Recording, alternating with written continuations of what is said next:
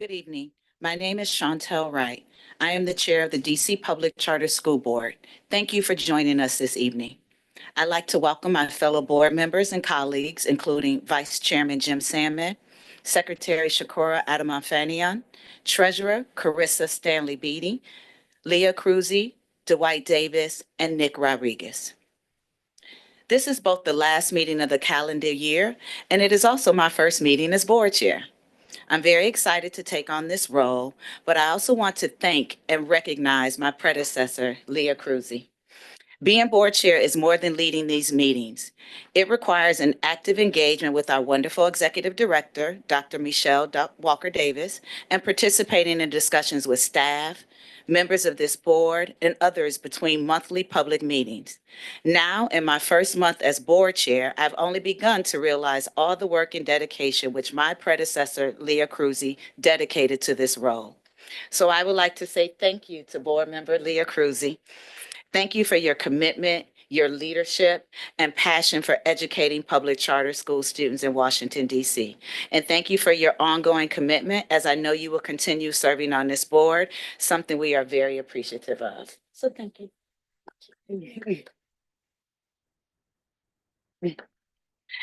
Since being board chair, I have visited multiple schools and participated in a day-long D.C. Council hearing on Eagle Academy Public Charter School. These opportunities are so important as it helps us to learn more about what individual LEAs are doing and what we can do to improve our oversight. I'd like to now turn it over to Dr. Walker Davis, who will talk more about our work. But before I do, I would like to wish all the school communities a happy holiday season, honoring and holding those who struggle with this time of year. Please use this time to love your loved ones and to be kind to yourself and others. Be safe, and wishing you all an amazing 2025. Dr. Walker Davis. Thank you, Chair Wright, and good evening, board members. We have a number of important topics tonight, but I want to highlight one in particular, our financial oversight. This is part of our effort to look more closely at the important topic of financial oversight of public charter schools and how we and LEAs can strengthen our work in this area. We launched this initiative after the closure of Eagle Academy. We believe our work can and should improve, and we believe that families, LEA school boards, LEA staff, and the public should have a deeper understanding of our important work. In November, we focused on effective financial oversight, while tonight we are delving into oversight procedures for LEAs with financial issues. We also intend to focus this evening on our 2025 to 2028 strategic roadmap, including those areas where we are enhancing our academic, financial, and governance oversight. This is an important initiative, one on which I will talk in more detail when we turn to that specific item in the agenda. But I believe, and I know that the board and staff agree with me, that it is critically important that we continue to evolve our processes and practices to meet the demands of our changing education landscape. Finally, I would like to join Chair Wright in wishing the entire public charter school community and every teacher a happy holiday season. I hope you find time to spend with your family and friends and to give thanks for the year. I plan on catching up on my reading, decorating my house, spending time with my family and friends, and enjoying lots of seasonal treats. So I hope you all get to do some of the same. I'll turn it back to you, Chair Wright. Thank you. Thank you, Dr. Walker Davis. At the beginning of every board meeting, the DC Public Charter School Board hears public testimony related to items on the agenda and listens to testimonies for topics not related to any agenda item. Each speaker will have 2 minutes to speak. If you need to make a few additional points, please email your testimony for us to read at public.comment@dcpcsb.org. Public officials who sign up to testify will be allowed to speak for 5 minutes. The hand raising feature has been disabled. As a reminder, all written public comment is available to the public on our website. If you would like to register to provide live testimony or submit a written comment to the board, you can find all testimony registration and submission information on our website under the Public Comment tab at dcpcsb.org. You can also submit your comments to public.comment@dcpcsb.org or call our public comment line to leave a voicemail testimony at 202-328-2660 and select option 2. As we move through each speaker, Courtney and Jonah, our Zoom hosts for the evening, will promote each speaker from the attendee pool and unmute individual speaking. Let's hear from the one individual who signed up to speak this evening. I'd like to invite to testify before the board, Jessica Mellon Enos. Jessica, you will have 2 minutes to speak.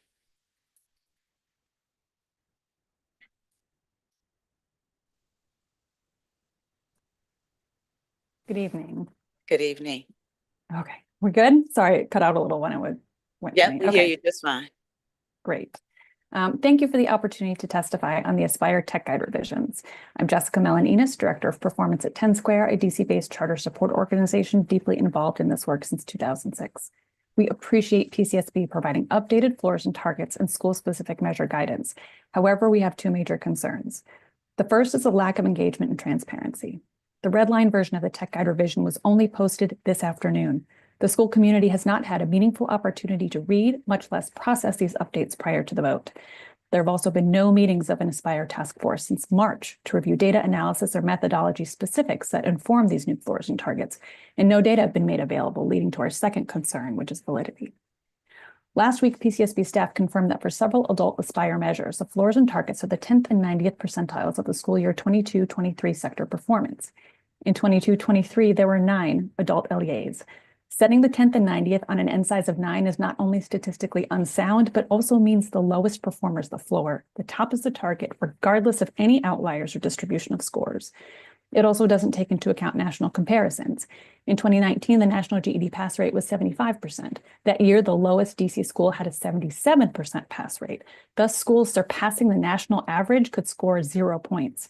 In short, while the general methodology for these measures was in the approved tech guide, there are specifics released in this revision that do not make sense in practice, and applying this type of stress test is critical to Aspire's success.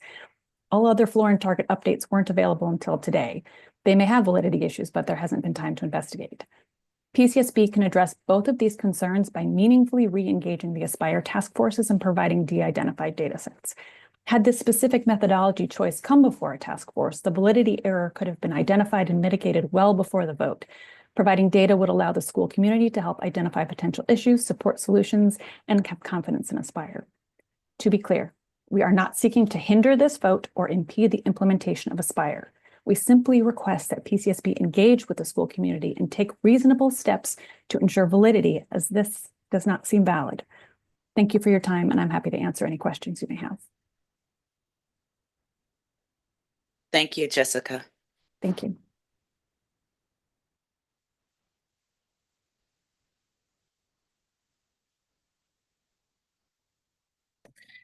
Thank you to our speakers this evening. This concludes the public comment portion of our agenda. Next, we will discuss our planned public hearing items. First, I yield the floor back to Dr. Walker Davis, Executive Director of the DC Public Charter School Board, to introduce our 2025 through 2028 strategic roadmap. Thank you, Chair Wright, and good evening again, board members and members of the public. At the October 28th board meeting, I shared updates on our achievements to deliver on the goals in our first strategic roadmap, 2021 to 2024. Tonight, I'm excited to introduce the next iteration of our strategic roadmap that will lead us through 2028. Next slide, please. Before we dive into the 2025-2028 strategic roadmap, I want to ground us in our mission and vision because they are rooted in who we are, what drives us, and what we hope to achieve.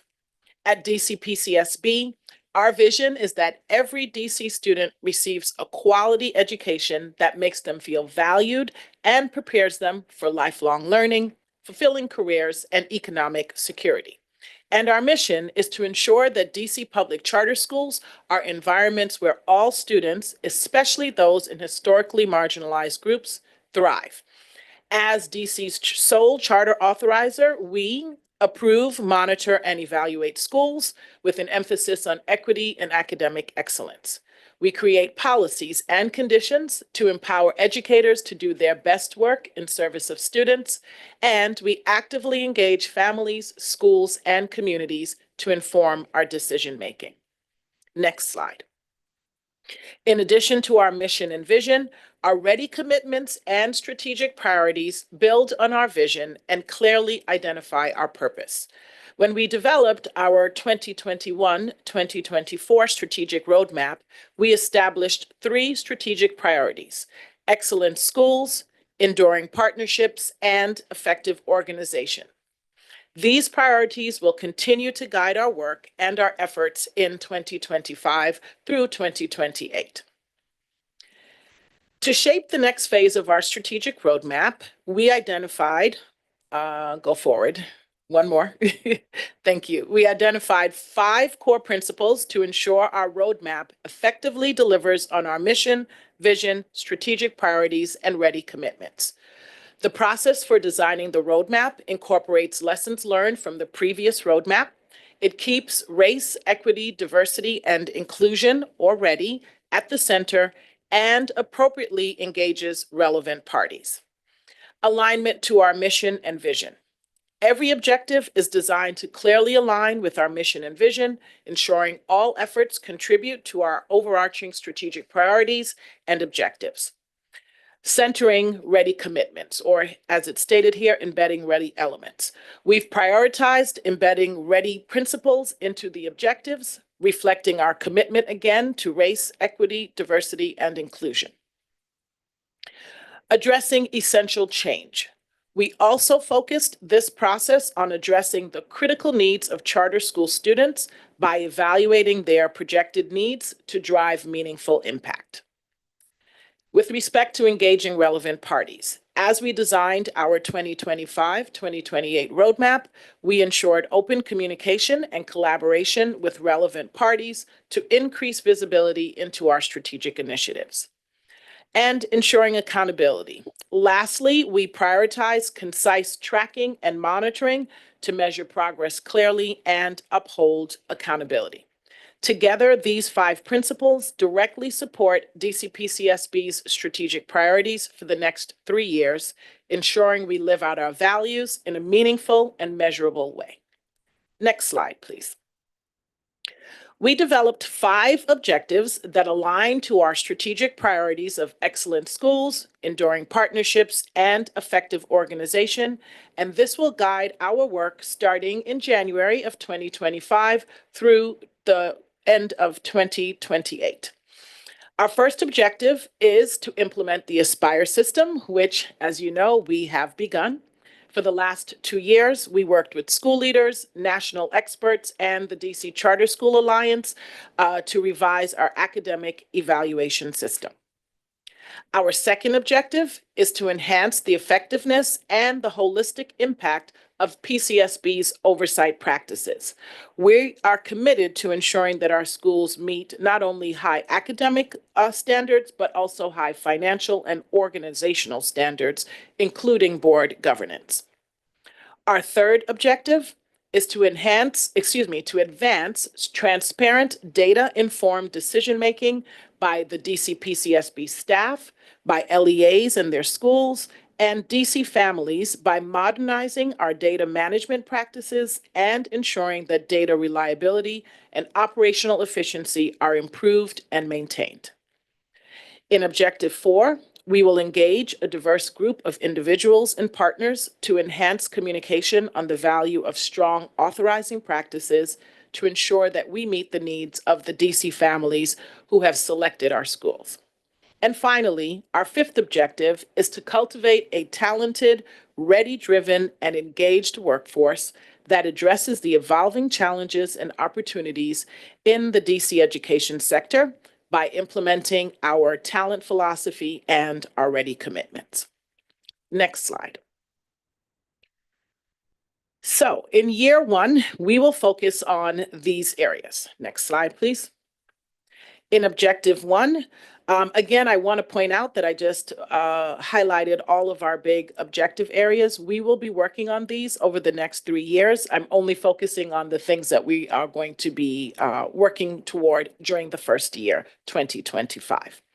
So for objective one, we will be planning to implement our Aspire data management and delivery systems. We will be developing, as you may have heard reference to, school-specific measures, and we will be working collaboratively with each LEA to encourage implementation of the Aspire system as their goals. Next objective. For objective two, in our first year, we will work to revise our school finance oversight definitions, guidance, intervention strategies, and we will use WestEd's indicators of distress to implement standardized indicators for our schools in our portfolio. And lastly, we are planning to strengthen our governance oversight practices. For objective three, we plan to improve our academic production and validation process in year one and improve our data collection practices used across our LEAs and schools. For objective four, we will educate LEAs on authorizer standards. We will gather multiple perspectives from LEAs on sector challenges and opportunities, and we plan to deepen engagement between the PCSB staff, our board, and the public. And lastly, for objective five, we plan to continue ready learning work, refine our DC PCSB budget development and monitoring processes, and update staff continuous growth and development training systems. And as we implement the strategic roadmap, we will be sharing our progress annually, as we did with the previous strategic roadmap. And I'm excited that we will be telling our stories of impact, not just talking about the measures that we have accomplished, but how this is really impacting our internal community as well as our external community. So to conclude, we are looking forward to continuing to the work of living out our strategic priorities and the 5 new objectives that will lead us through the next 3 years.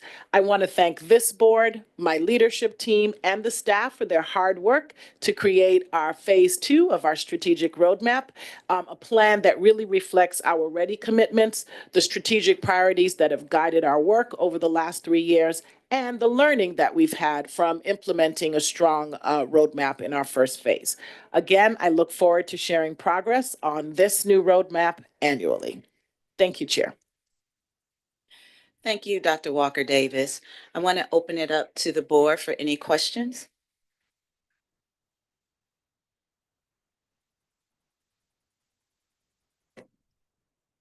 Hello. Oh, there I am. Okay. Thank you, Dr. Walker Davis, and thank you to the team. It's really exciting. A question that's coming up for me is, how are you thinking about adapting the strategic roadmap to changes in the external environment as things happen? How are you planning to adapt? Thank you for that question, Board Member Adamafanian. One of the exciting things about this roadmap, well, first, we are not starting from scratch. We are building on priorities, ready commitments, our mission and vision from the first phase. Also, the approach that we took is the OKR approach. So we worked really hard to come up with big objective areas, and we looked at what it would look like each year to take on specific strategies and initiatives aligned to those objectives, and revisit that each year. Rather than committing for the next 3 years that we're going to do this one thing over the 3 years, we are looking at the actual tactics that we're going to employ under each objective annually. And so that will allow us to adjust more frequently than creating a particular measure or a commitment that we then have to revisit 2.5 years into the roadmap and say this is no longer relevant. It forces us to keep our finger on the pulse, if you will, and it allows us, the objectives are designed in such a way that we know it meets the issues that have arisen right now, but it allows us flexibility to be very specific on how we plan to engage. So that's one of the ways that I think we'll be able to meet the mark. Thank you. I have one question, and thank you, Dr. Walker Davis and the team for everything you've done to put this together. It is well thought out and consistent with, I think, the discussions we've had. I did have one question, which has just kind of come up in some of our conversations over recent months, which is where and how do you see kind of the sector planning policies fitting in across the different objectives? And once upon a time, we called these enrollment ceiling policies. I think over recent months, I've at least pushed for this idea of actually we should think a little more holistically about this. And I wonder where and how those fit into the priorities for this year or maybe for future years. Yes, thank you very much for that question, Board Member Rodriguez. What I would say is, first, I'm going to answer a little bit of what Board Member Adam Ofanian answered, which is the beauty of the OKR methodology is it helps us focus on not business as usual, not things that we already had planned, but to really zoom in on those mission critical or unique, not business as usual practices. So we already knew we had sector planning work to do. That is on the docket. And I would say that there are ways that it is going to impact several of our objectives, but it is related to, but not a specific measure or initiative of this roadmap, because we've already started that work and elements of that work are going to touch multiple objectives in the strategic roadmap. Which is to say there will be reports and updates on that, even if they're not against this particular framework.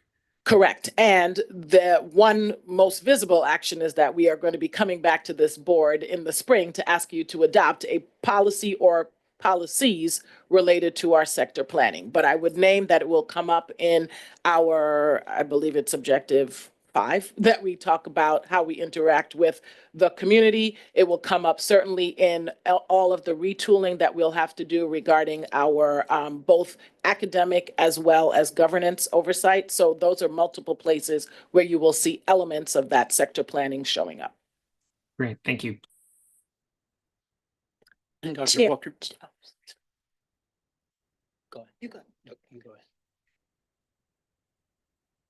Dr. Walker Davis, I just wanted to say I appreciated seeing Objective 3 regarding the transparent data, informed decision making, particularly in light of some of the commentary that we heard from the public speaker earlier. Could you flesh out what you're thinking there, just for the benefit of us this evening, and sort of what direction you all may be going into, like just in general, preliminarily, what your thoughts are as it relates to that? Yes, thank you, Board Member Stanley Beatty. The first thing that I will say is you'll hear a little bit specific to the Aspire Tech Guide when our head of accountability comes up and delivers on that. But specific to the objective, this is looking at anything from being clear and transparent about expectations around the academic production cycle. So what schools need to deliver to us so that we can deliver to them, things like Aspire outcomes, what processes we're going to put in place for them to engage with that data, such as task forces, et cetera, as well as how we communicate the information related to our both academic, financial, and even governance related outcomes. So where would people expect to find information? What does the data say when they see reports from our board? And so it's any and all of those things. And primarily it is making sure that there is a level of routine and consistency around these and that people have clarity about what to expect.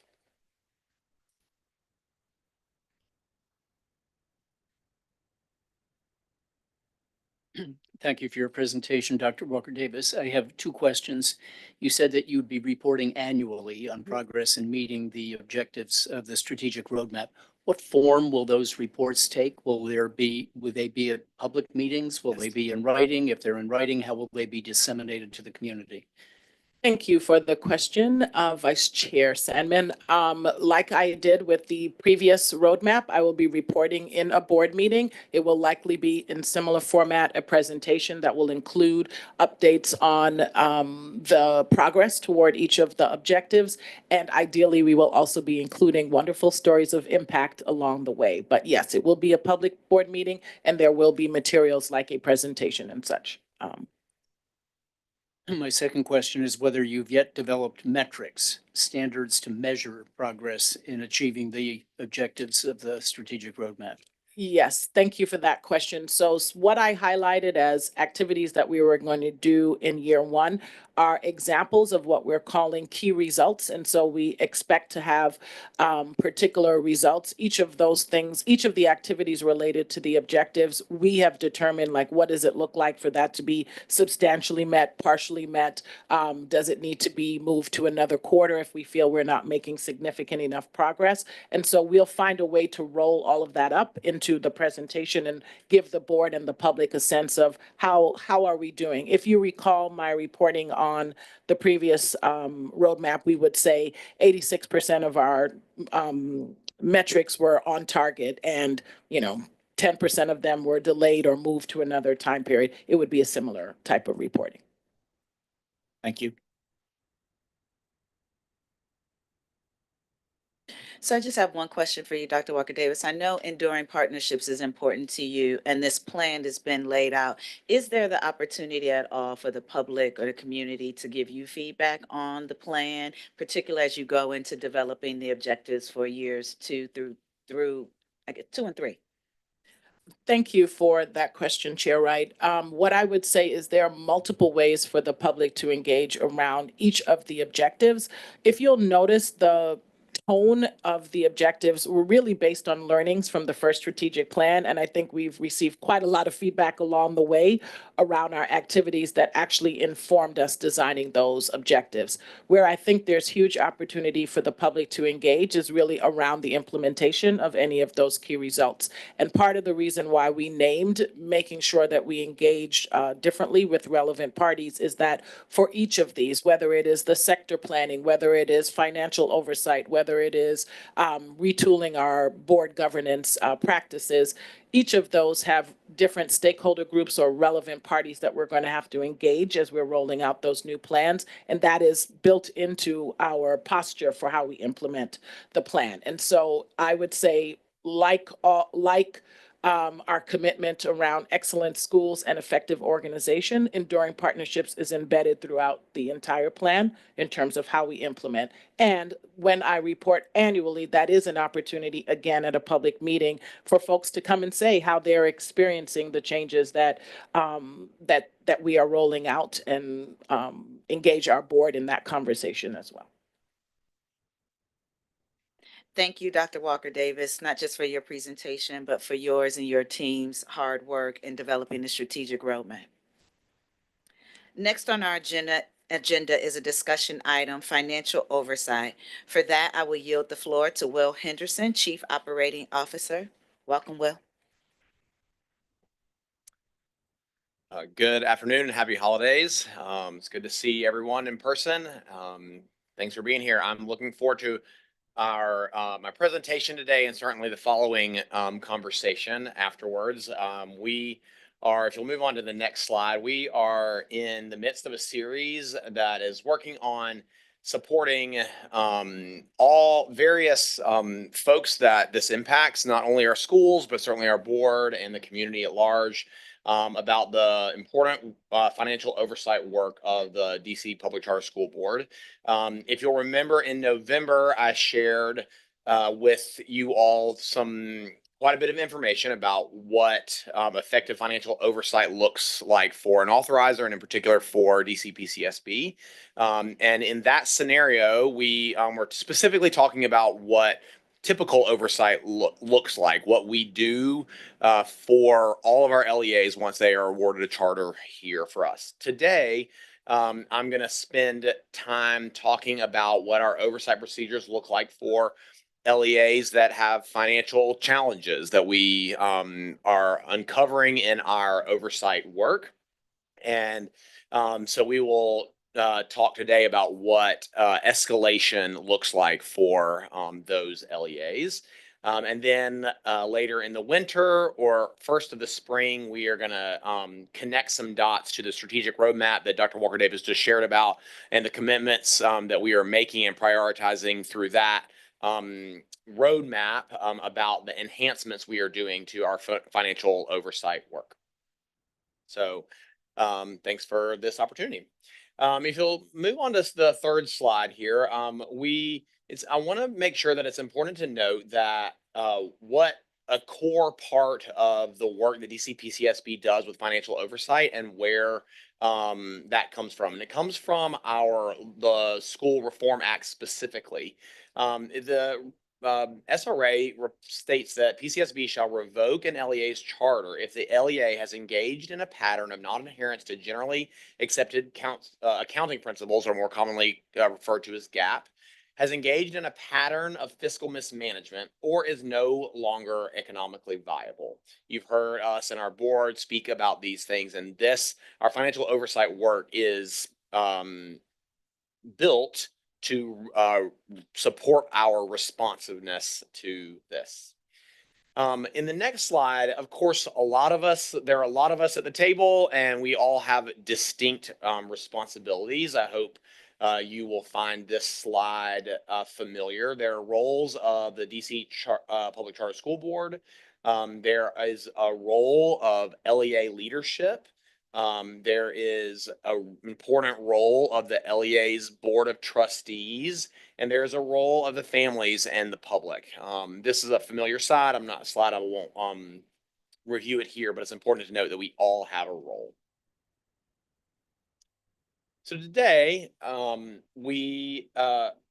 kick off the conversation, of course, the LEA is given the responsibility of running their school program. And in that, of course, comes the financial responsibilities to strategically plan and support the programs that they provide to their students.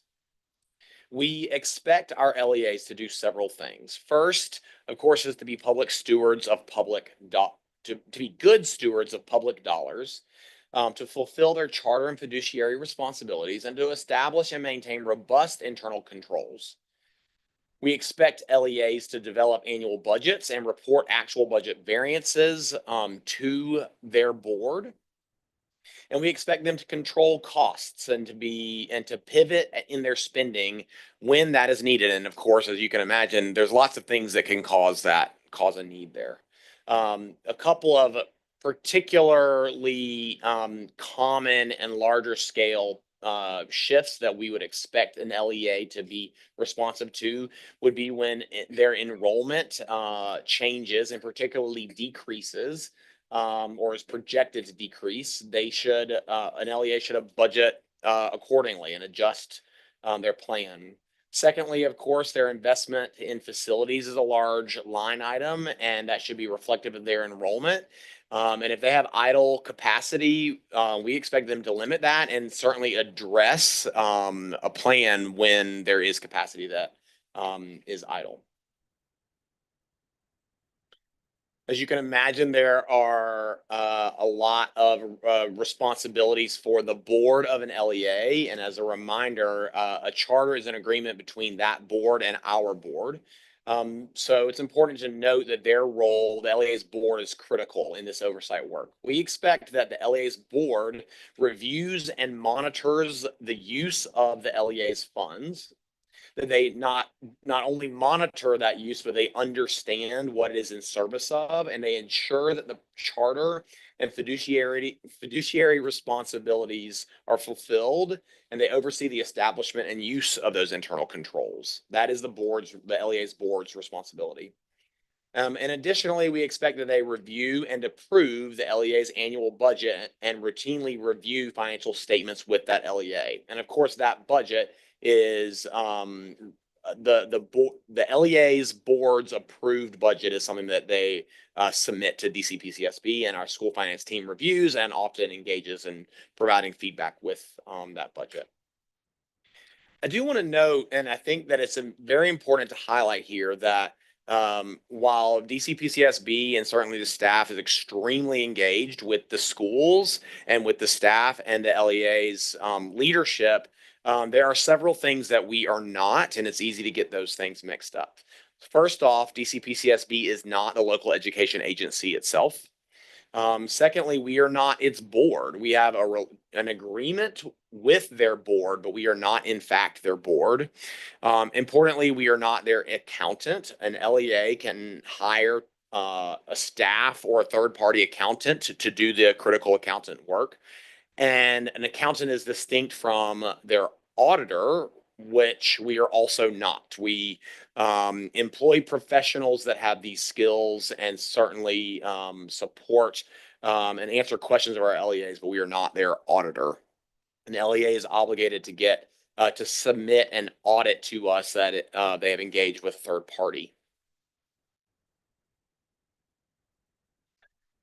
So when an LEA experiences financial challenges, the staff of the DC Public Charter School Board are very engaged with that work. They have systems and routines in place to uncover those challenges and to elevate and escalate them and probe and interrogate what is going on with those financial challenges. So as you can imagine, our board has actions when we need to increase monitoring, scrutiny, or reporting about an LEA that is experiencing financial challenges. Our staff have actions. And then we're going to speak a little bit about the inclusion of the monitoring list. So if you look at this pyramid, this is shaped in the way that where the work is. There is a lot of work that starts at the bottom, so I'll start there. When an LEA begins showing evidence of financial concerns or challenges, the school finance team of the DC Public Charter School Board includes them on something that we call a monitoring list. That monitoring list is something that we elevate transparently with the finance committee of our board initially. And then after our regular finance committee meetings, we read into the record a school that is placed on the monitoring list such that the public has access to schools that we have increased monitoring from that traditional oversight work.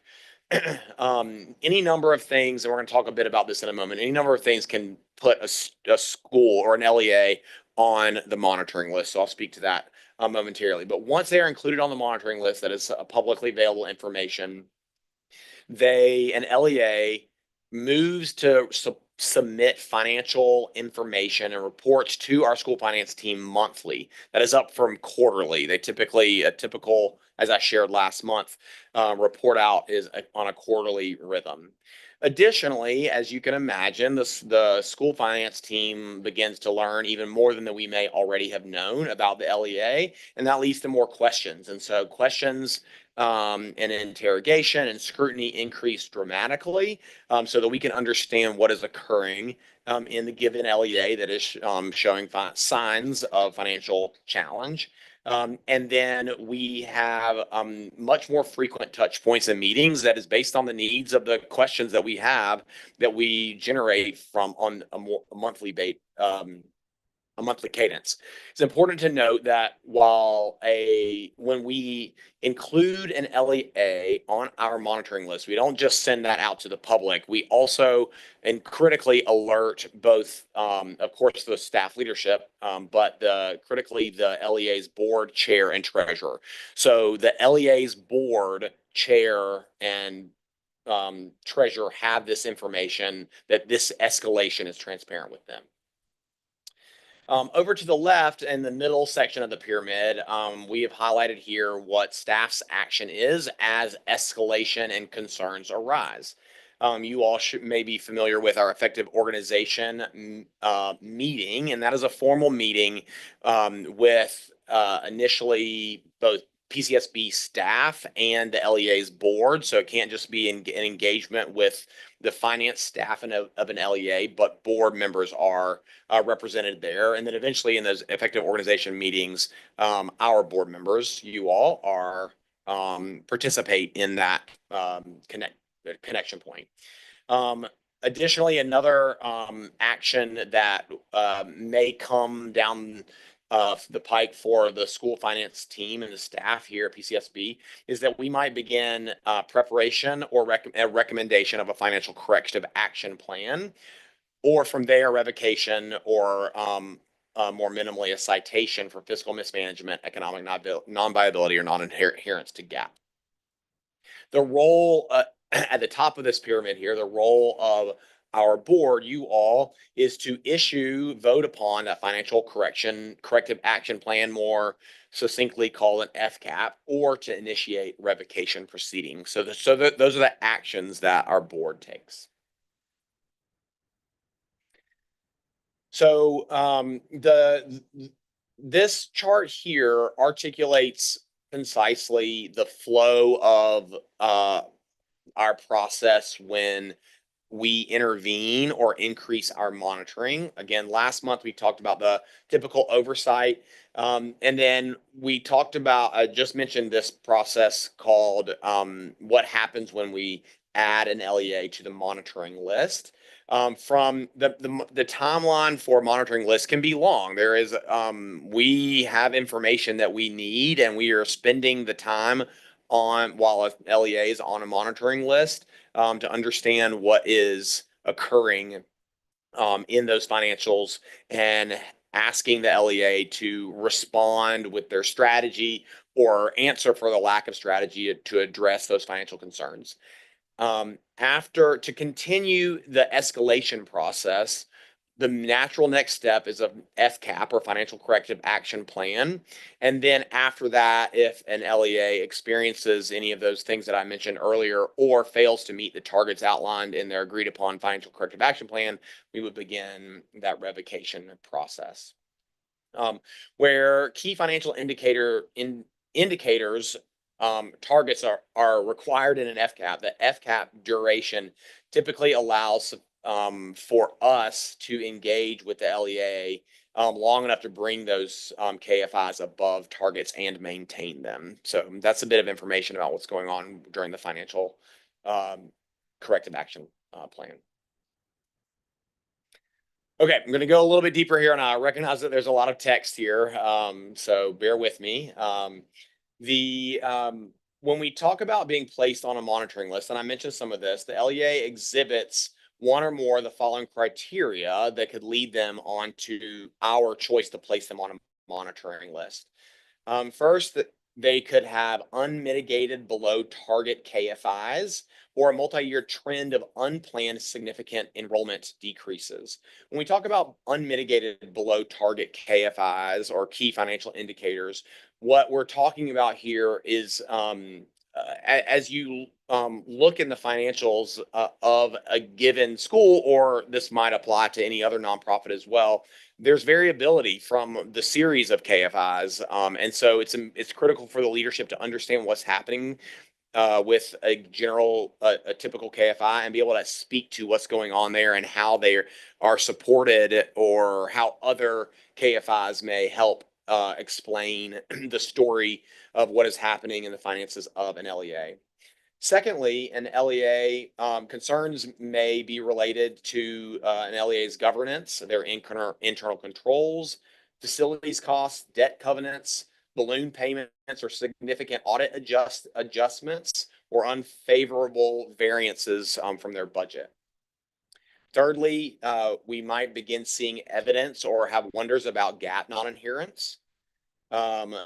They could end up on the monitoring list because of several notices of concerns for lack of responsiveness or engagement with our school finance team. That might suggest to us that there's not enough staff support to manage the fiscal responsibilities of an LEA. Certainly, if a school is on an FCAP, there will always remain on the monitoring list. And lastly, they may be added to the monitoring list when there's an expired or pending expiring lease. When an LEA is on the monitoring list, there's a lot that is happening behind the scenes to help ensure that our staff knows what is happening intimately with that LEA. There is dramatically increased scrutiny the moment that an LEA is on the monitoring list. We get a lot more information and demand a lot more specifics about a school's financials. Additionally, I mentioned that we collect interim unaudited financial statements monthly instead of quarterly. And then I've already stated the monitoring list is maintained on our website and read into the record at the board meeting. After a school is on the monitoring list, if their financial health continues to deteriorate, we begin the process of issuing a financial corrective action plan. The beginning of that process, while that can take some time, as soon as staff determine that we need to begin considering an FCAP, our work increases dramatically. And we are working as a team, and as we're going to talk more about in the winter, later in the winter, early spring, about what the work we're doing it to increase that process and to shed more light on that for our board and the public. If an LEA exhibits any of the following things here, we would begin the process of recommending an FCAP to our board. Again, ongoing unmitigated below floor KFIs could cause us to recommend an FCAP.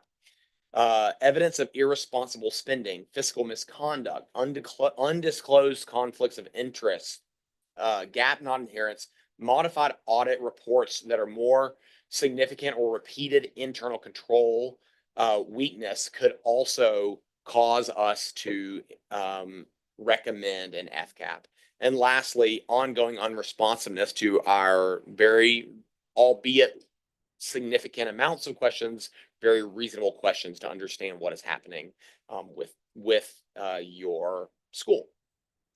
The actions that our staff take are even more and frequent scrutiny for an LEA beyond just being on a monitoring list. There are seasons in time as we are building the information for an FCAP where we are speaking weekly or more to an LEA and to the finance team of that LEA to understand what is happening. We require even more data collection information, and if they and compare that to the targets of an FCAP as we are beginning to craft what a target might be. And we keep that list maintained on our website. So as you can imagine, building up to the FCAP, and as we've spoken in several places, that is a section of time in and of itself and is a lot of work, and we are working on elevating and making that more evident to the public and to our board. And then, of course, once the board votes on an FCAP upon those targets, we begin monitoring specifically to those targets and updating our board in finance committee meetings as well as we monitor the work and agreements of that FCAP. And now moving on. So of course, once an FCAP is in place, and again, the theme of tonight, while seeming a bit negative, it is all about escalation. So of course, each next step is what happens if it continues to get worse. So that is the theme of tonight. If once a school is on a financial corrective action plan, if their experience continues to deteriorate, the work continues. When an LEA does not comply with FCAP terms, they might fail to meet targets or other compliance requirements. We, of course, immediately notify the LEA and their board. Our first step is to seek to understand quickly what is the reasons for their non-compliance. We demand more information and we increase more we require more updates and more teeth and evidence and strength of those updates. Depending on the severity, frequency, or cause for noncompliance or failure to meet these targets, we may choose to several different actions and behaviors of our own. If they are non-compliant with a target, as we get closer to understanding what occurred there, we may choose to waive the non-compliance. We may choose to amend the FCAP, making it more rigorous or less rigorous. We may choose to cite the LEA for fiscal mismanagement, or move towards begin the process for charter revocation, which starts with making that recommendation to our board. Here I've articulated, as you can imagine, there's tons of examples here, but I've noted a couple from on either end of the spectrum. If an LEA has a several day delay in submitting important information to our team about receiving funds they expected from a grant, as we get closer to that, and as within time, if the grant money does come through as expected, just late, and then a tardy submission there, we may waive that target for that period, or offer like an explanation there, such that, because we understand what happens there, and they provided supporting evidence to explain that they in effort their financial position is not compromised. However, if they have repeated failures to meet an FCAP target, or we may be even that type of target that I just mentioned, we might be more likely to view that as a pattern, which of course would lead next to a recommendation for revocation. So two ends of the spectrum about how we might respond to an LEA that is missing a target that's articulated in their FCAP. Ongoing failure to meet our targets, of course, the next part of the phase in the escalation process is to recommend closure. We would initiate the closure process, or begin that with that recommendation, if KFIs or other financial data indicates that the LEA is no longer economically viable. Additionally, if they demonstrate a pattern of fiscal mismanagement, or they fail to adhere to GAAP, we might initiate, or would initiate, the closure process. And again, the routine evidence that they are, a school on an FCAP is obligated to share with us if they fail to meet the terms of those targets, not just timelines, but the actual targets themselves, we would begin the process for closure. Our actions, as well as actions of PCSB's finance committee and our board beyond those in the FCAP, are outlined here. Staff make a recommendation to our board to revoke an LEA's charter due to the LEA being no longer economically viable. They have demonstrated a pattern of fiscal mismanagement or a pattern of non-adherence to GAAP. And again, you're going to hear that terminology a lot, and that's intentionally why we started there. That's connected to the School Reform Act. PCSB then works with the LEA to pursue paths of orderly LEA closure and or acquisition by another LEA through transparent communication with families, including public hearings, PALC and other community meetings, and involvement of the LEA and DCPS with minimal disruption and cost.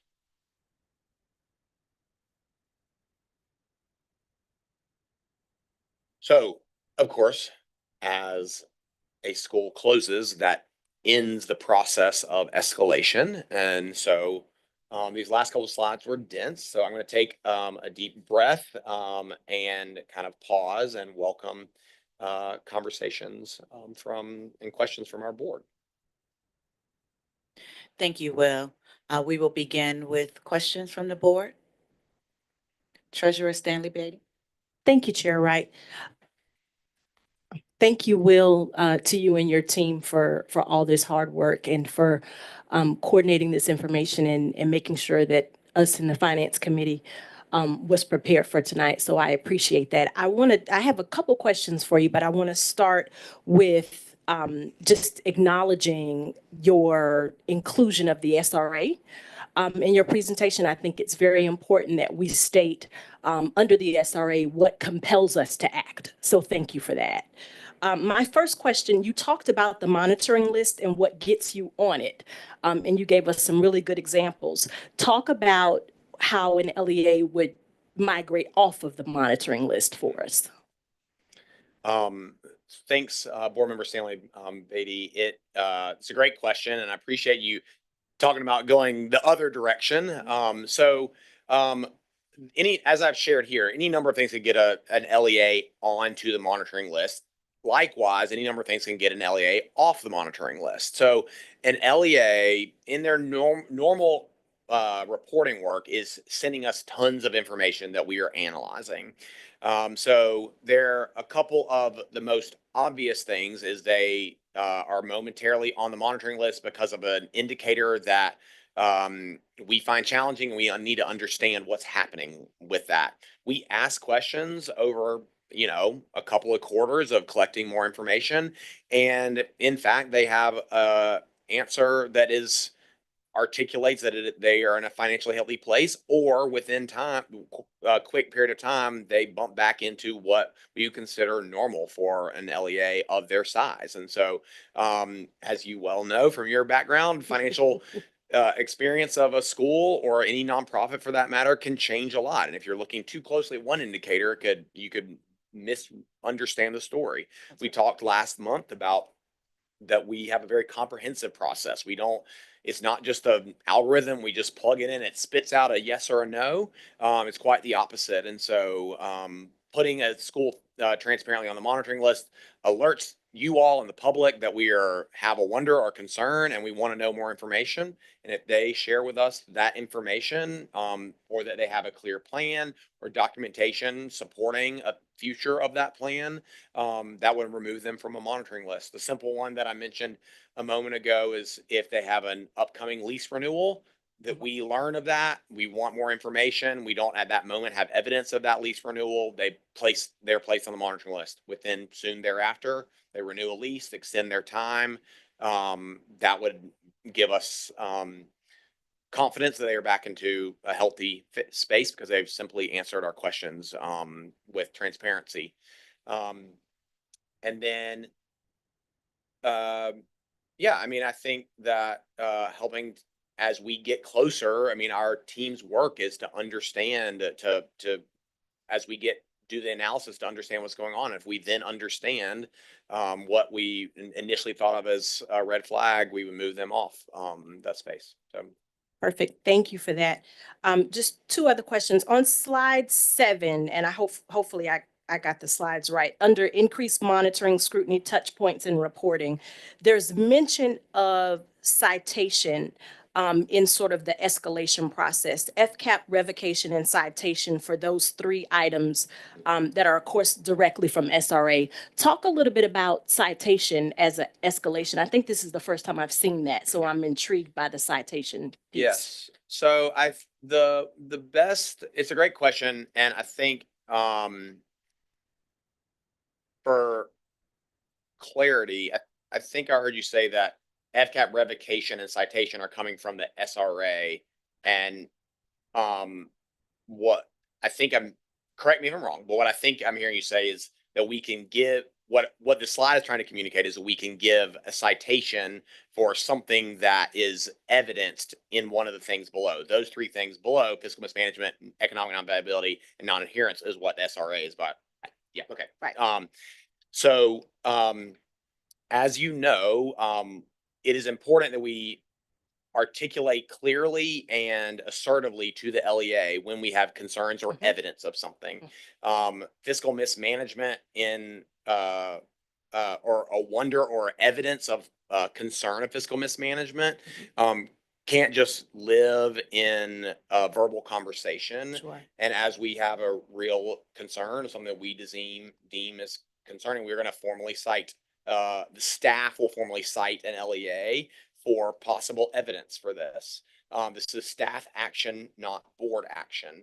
I think the thing that you and the public may be most familiar with is we provide things like early warning notices and notices of concern for LEAs when we're talking about non-financial things of the work that we do. This is something similar to that. Perfect. That's what I was looking for, was there a connection to this in a notice? Essentially, it's similar to a notice of That's concern exactly right. in the financial world on your That's right. side. Perfect. Yep. Perfect. Similarly, staff determines an early warning notice, not the board. At some point it escalates and then y'all make a determination. That similarly here, staff may choose to make a citation and keep you guys posted on that. And multiple of those would demand escalation from you all. Thank you. And then just one last question on the FCAP. Talk to us about how you develop an FCAP. What's the timeline? I understand that it tends to be collaborative with the LEA, and I think that makes a lot of sense. Talk to us about how you develop it and what the timeline is. Thanks, Board Member Stanley, Beatty. That it's a great question. It's complicated, and we're going to talk in the winter a bit about how we're evolving that process. We know that that's a priority for us. It's articulated in our strategic roadmap and something we've been working on. And certainly the situation that happened with Eagle is shining a deeper light on that. And the work was beginning about refinement of that process prior to that. So it's a great question, and I appreciate it. So at its core, the FCAP, the Financial Corrective Action Plan, is designed to support an LEA to correct. It is, the way that I think about it is that it is in service of improvement. And so tonight I talked about if an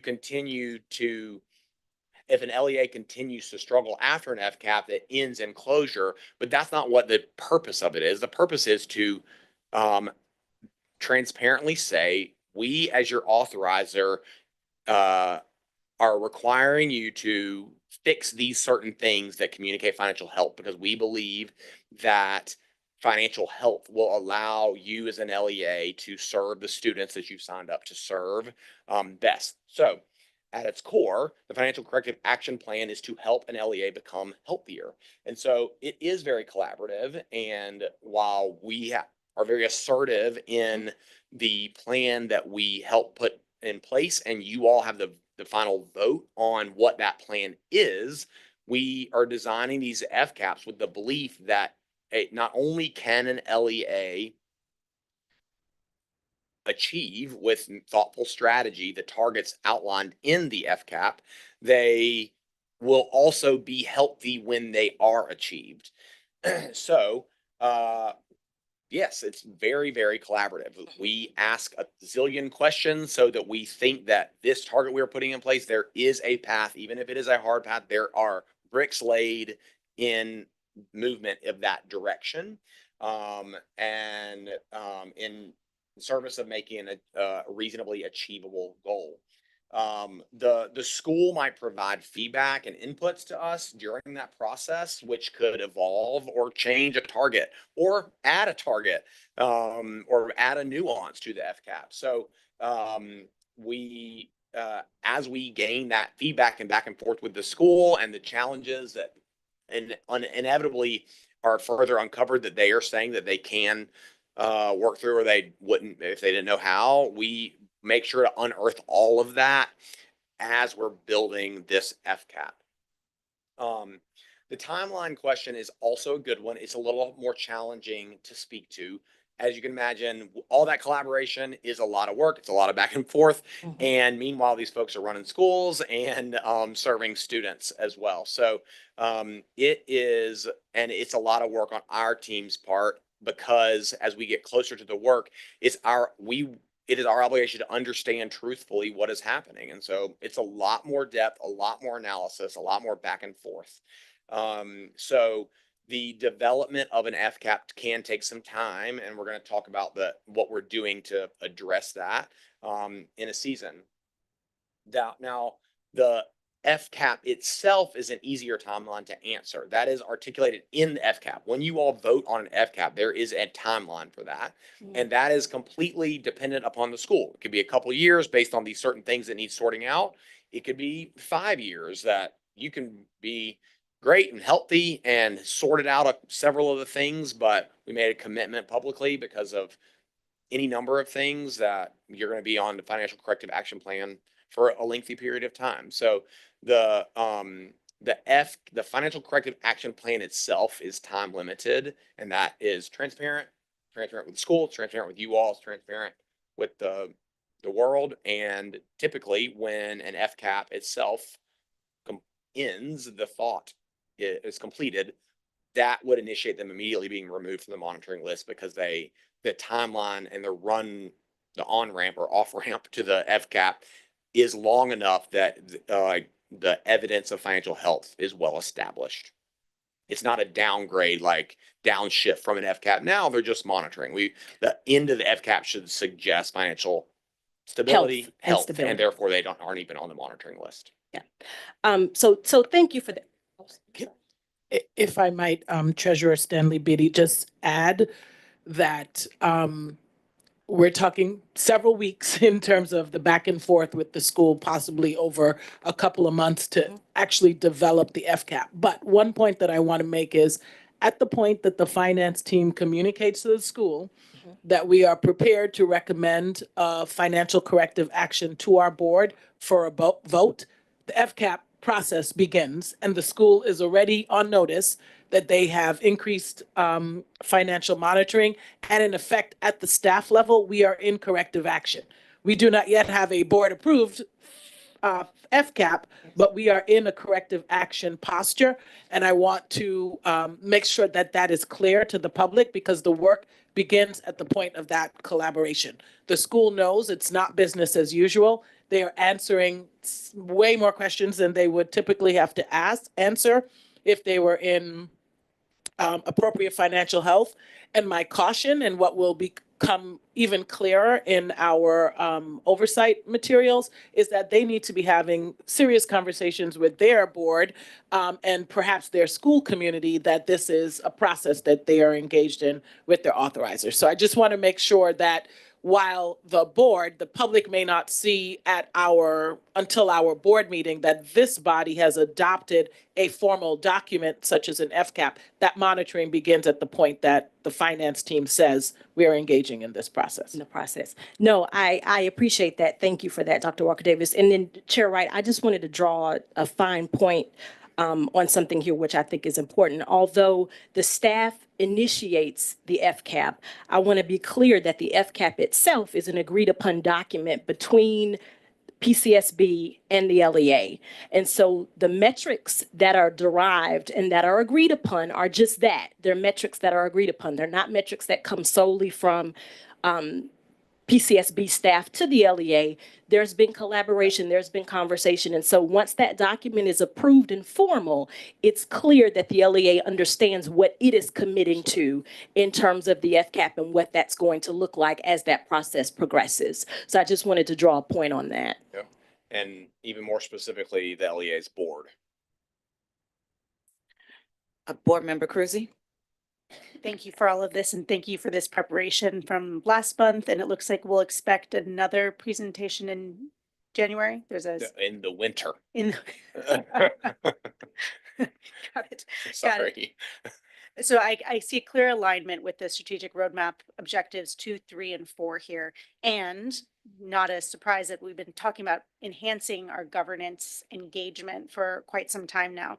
But what, if any of this, is new or different than what we have practiced for a long time with our oversight and monitoring process? That's the first part of my question. I have a second question.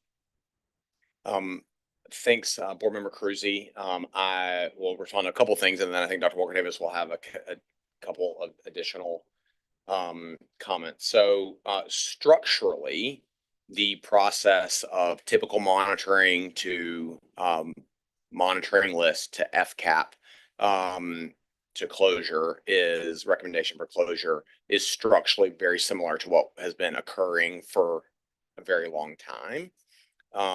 That's a short answer.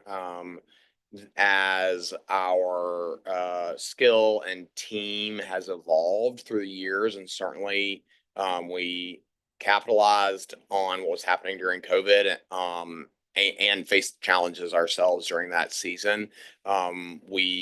The refinement work and the evolution of that is certainly strengthening on our ability to be reliable and trusted analyzers of the content that we receive from LEAs has certainly improved dramatically in the last 4 years. I think that's our ability to reliably and in trustworthy way, both for our LEAs and the community, it has strengthened significantly. And I can speak to my own experience from being a financial, on the financial leadership team of an LEA prior to that time. Okay, thank you for that. And then Sorry. Yeah, go for it, please. Yes, I want to echo what our Chief Operating Officer said. The pieces of the puzzle are still the same. I think you've heard us reference this in the previous session, even in our council testimony and here. What we are committed to is enhancing the process to make that tighter and certainly clearer for the LEA teams. Most importantly, that communication with the school's governing body is clear and that they are engaged earlier. We have, as Mr. Henderson shared, we've communicated with the chair and the treasurer. There are instances, particularly at the point of escalation, that the entire board needs to be fully aware of what's going on. And then on our end, also just making sure that our LEA leaders understand that process a little bit clearer. And for the most part, I think the good news is that most of our schools are not in a position where we are escalating monitoring because they have financial challenges. But those who do, I think being very clear with them how this process is moving along, and quite frankly, how our board is currently engaged and aware of this and what the expectations of this body is for when an LEA comes before you. Great, thank you for that.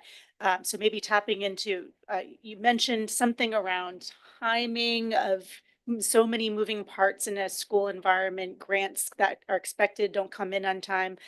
Another reality with schools so often are construction projects that may involve lenders. Whose responsibility is it to notify bodies like that if a school is put on a monitoring list or an FCAP? Is that this body's the authorizer, or is that the LEA board's responsibility? yeah, it's the LEA's board's responsibility. We make sure that the monitoring list is publicly available information. But I think, as I articulated on one of my slides, PCSB is not the LEA's board, their accountant, or their auditor. And so that's, yeah. One thing I would add there is that we typically receive requests from lenders and such to us for what are called letters of good standing. So typically, if they're going to lend funds to a school, or if they need to revisit financing that they currently have in play, they will reach out to us for an assessment from the authorizer as to whether or not that school is in good standing. And our process looks at a number of factors, not just finances, but are they on any academic list? Have they had any violations for non-compliance, et cetera? And so that goes through multiple members of our team to deem a school in good standing. And so the financiers themselves are pretty on top of it when they are looking at those kinds of projects. Secretary Adamafania. Yep. Again, I echo the sentiment of the other board members. Thank you for your presentation and the work you've been doing. Two questions. The first, beyond sharing what you're sharing with our board tonight, what does education around this process look like for other LEA boards? Thank you. I will attempt that, Secretary Adamafanian.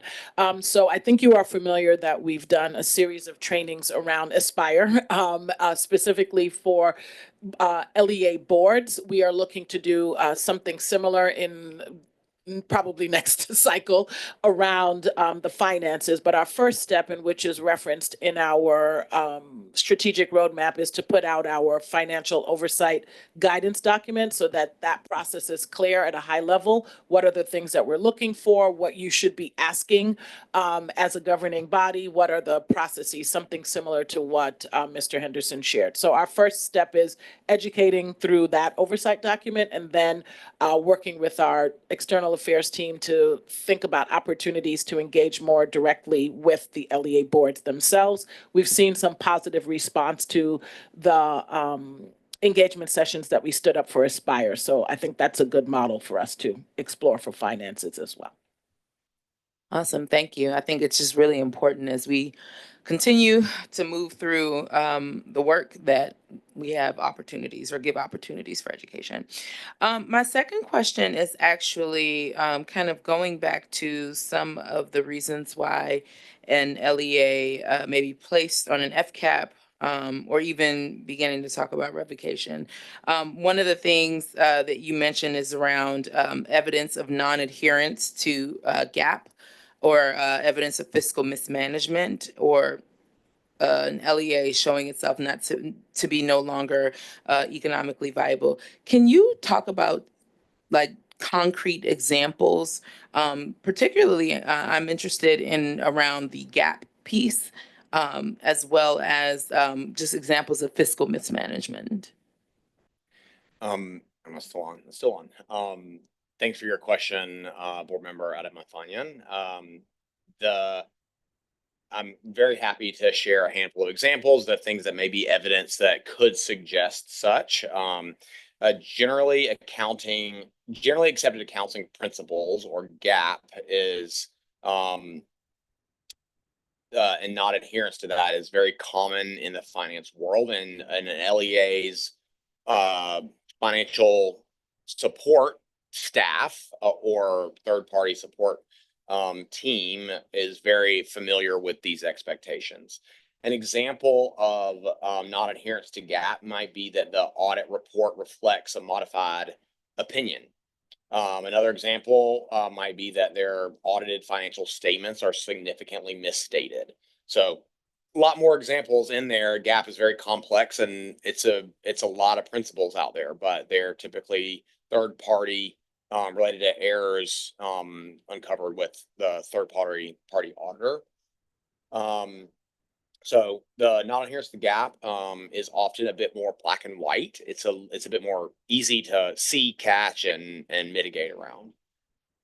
Examples of fiscal mismanagement, of course, are a little bit harder, or can be harder to identify. Some real obvious ones would be an example of fraud or theft or misappropriation of assets. So evidence or concern that could be occurring could be evidence of fiscal mismanagement. Undisclosed conflicts of interest is an example that could be evidence of fiscal mismanagement.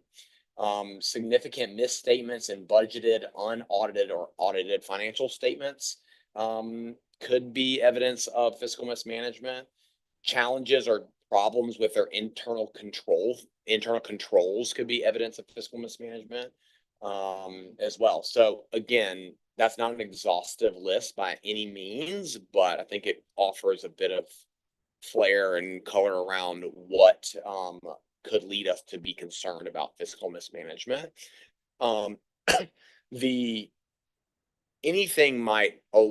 Any number of things might contribute to our teams or PCSB staff having concerns or wonders about that. The ad hoc requests of information and increasing support and proof to the contrary is the work that the team does. They may not assume things like this are happening, but if there is a wonder or evidence whatsoever, that monitoring work that they do or that our team does help give them definitive proof one way or the other if things like that are happening. The last one, which you didn't ask as much about, but I want to take a moment to articulate what it means to have a lack of economic viability.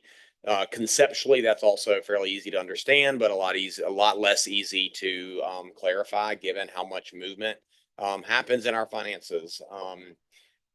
So the forecasted or actual failure to make payroll, of course, might be an example of a lack of economic viability, or failure to comply with their FCAP.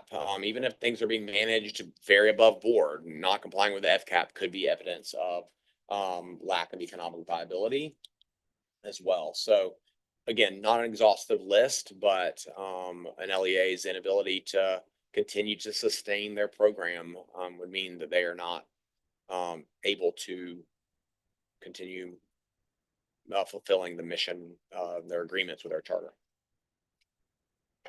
Thank Board- you. I'm sorry. Board Member Davis? Yes, I just want to draw attention back to, I think it's page 6, LEA Financial Oversight Education Series 2. What do we expect the LEA's board to do? I feel like that was a very important slide. There are 2 bullet points. The first one says the LEA's board is expected to review and monitor the use of the LEA's funds, understand and ensure that the charter and fiduciary responsibilities and fulfill and oversee the establishment and use of internal controls. And the second bullet, review and improve the LEA's annual budget and routinely review the financial statements of the LEAs. And the reason why I wanted to highlight that is in reflecting on the hearing that took place about Eagle, with regard to Eagle, one of the board members talked about her lack of development, right? That there was a need, that she felt a need to know and understand more. And so to kind of just, for those individuals who are on boards, who are tuned in and are wondering, what are some questions that I can ask the board to ensure that we are doing what we're supposed to do? So my question to you is, like, are there basic questions that we can provide to board members, to individuals serving on LEAs, to give them like a toolkit? Like, here are 3 questions that you can ask the board, right? Like, so one obvious question is, you know, are we able to make payroll, right? What are some simple questions that we can just say, hey, here are 3 questions you can ask the board to just ensure that we are following the, you know, financial steps. If that makes sense. Yeah, makes great sense, Board Member Davis. Thanks for that question. There are several things, just big picture. So first off, I want to say that we provide resources, and there are opportunities and touch points that our team can and does provide to boards as well, and there are resources out there. A couple of things that, and as Dr. Walker Davis noted as well, our governance work and training of our LEAs and their boards, and the emphasis on that is something that we're going to be working on in our strategic roadmap.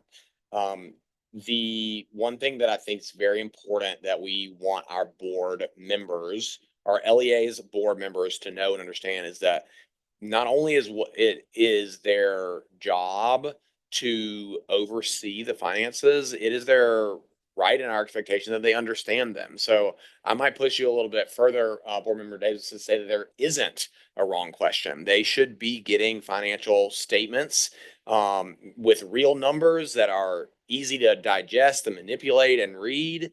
And if they do not understand what is happening based on whatever their prior experience is that got them onto the board, they should ask a question. They could ask questions about what is the largest line item and what is backing up that line item. They could ask for to see their loan agreements and their the payment schedules for those things like that. So I think it's great to start big picture, and then get as you get closer to the work and understanding of the financial position and health of a school or an LEA, that those questions will come naturally as well. Dr. Walker Davis. Yeah, I would just add to what Mr. Henderson said, that I believe the LEA's board's primary focus should be on the financial health of the LEA, and they should be asking any number of questions about that. They should also be asking where the school stands with respect to their authorizer, right? So are you on a monitoring list with PCSB? Are you timely in your submissions to the finance team? Are there any questions that you've received that you need support from the board with? But I do think the school's primary focus should be on the appropriately so the day-to-day operations of the LEA, but the board, given that the contract is between the LEA's board and this agency, the board should know if there's any misstep in communication or any citations or concerns that the authorizer has. Vice Chairman Salmon? Thank you for your presentation, Will. I love Board Member Davis's suggestion about a toolkit for board members. I have a specific suggestion for the kind of question that might be suggested to them. At every meeting, they should get, and if they don't get it, they should ask for it, an explanation of variances between budgeted expenses and actual expenses. If there's any negative number there, what's the reason? And walk them through the financial statements so that they can see exactly which items they should be asking questions about. On your escalation pyramid, the second tier, the middle tier, refers to effective organization meetings. And I want to ask about those because I think that's a very important opportunity to educate board members and not just the management of the LEA about problems that we've identified. Do we have any requirement that a minimum number or percentage of board members attend an effective organization meeting, board members of the LEA? Thank you, Vice Chair Sandman. So yes, we have requested that the chair, when available, attend, and at least one other board member attend the meeting. We encourage the board to bring as many board members as they like, of course, respecting the Open Meetings Act. And so if they choose to have their full board, as long as they publicly notice that meeting, we will participate with the full board. But at a minimum, we ask for the chair. If it is an effective organization meeting about an academic issue, we would advise that they bring, if they have an academic committee, that they bring the chair or a member of that academic committee. If it is a finance concern, we ask for the chair and the treasurer of the board in addition to the LEA staff, but at a minimum 2 board members. So there's at least more than just the chair who is aware of the situation. And again, as many as that board chooses to bring along in adherence to the Open Meetings Act. In recent years, when we've had effective organization meetings about financial issues, what has been the typical number of board members from the LEA attending? I would say we've had no more than 3, depending on schools that have had larger boards. We have had 4 board members in attendance, and it typically has been at least the chair and treasurer, and then a couple of other members of their finance committee. After the effective organization meeting, is there a written summary of it prepared?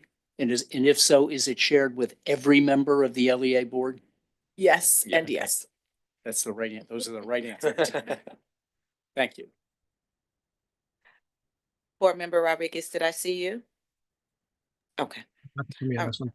Okay. Well, before I just have one question. When we talk about one of our first steps of escalation is the monitoring list. You talked about in the presentation that for sure the board chair and the treasurer are included in that communication. Who else, if anyone, is informed of this status, like families and public? And if so, how are they informed? Where could I find this information? And how would I even know if my school is having an issue as part of this list? Thanks, Chair Wright. There are a couple of ways that this information gets beyond the board chair and treasurer. I mentioned a handful of those, and that's what PCSB does to ensure just content is out there in the world. And we have a blog that shares that updates on the monitoring list. It's read into the record at the board meetings after finance committee meetings as well. That I recognize that information and want to state that information is not always easy to find, but it's out there. So that's only one very small piece of the puzzle. The other place is that board chairs and treasurers should be sharing this information in their board meetings. Their board meetings are open board meetings within a certain set of criteria and expectations. And so staff and families can and should be permitted to attend those meetings. And a school that is on the monitoring list should have that information notated in the board meeting. It is something that we do, and I have heard you all name the criticality of the transparency that the LEA's board is obliged to with their relationship with their families. And so we certainly endorse and encourage and urge boards to be transparent with their families about issues such as financial management. It's not PCSB's current role to do that outreach to those families. If I may, Chair, the one thing that I would say is we acknowledge that we can make it a little bit easier for folks to Yeah. find that information. And so you'll see in the coming months a more clear landing page for where you could find the financial status. Right now, we include if a school has an FCAP or things like that on the school profile, but that's in a different place than the other finances. So we're going to work on making that easier for people to get to if you just want to find the monitoring list and not dig into the school profile. And just to double click on what Mr. Henderson shared, part of that training and communication with schools is to help facilitate how they share this information. We're not trying to like scare parents about the state of the school, but we do think transparency is important. We don't want the school to be heading in a direction of decline and parents not be aware until we have a revocation hearing. And so we want to help schools think about how to do that. It should be naturally occurring in those monthly updates in their LEA meetings. And we will look to continue to partner with education board partners and others in helping us think about how to arm LEA board members appropriately. I want to just acknowledge this is volunteer service, much like my board. This is volunteer service. We want active participants on LEA boards. And we also recognize that when you step in that role, you have a fiduciary responsibility, and we want you to be armed to do that well. So we're looking at ways that we could just make this easier, both for not just the LEA board members, but for families to navigate this information about their school. And you'll see some changes coming in the next few months. Thank you. And one last question, just clarifying on slide 9.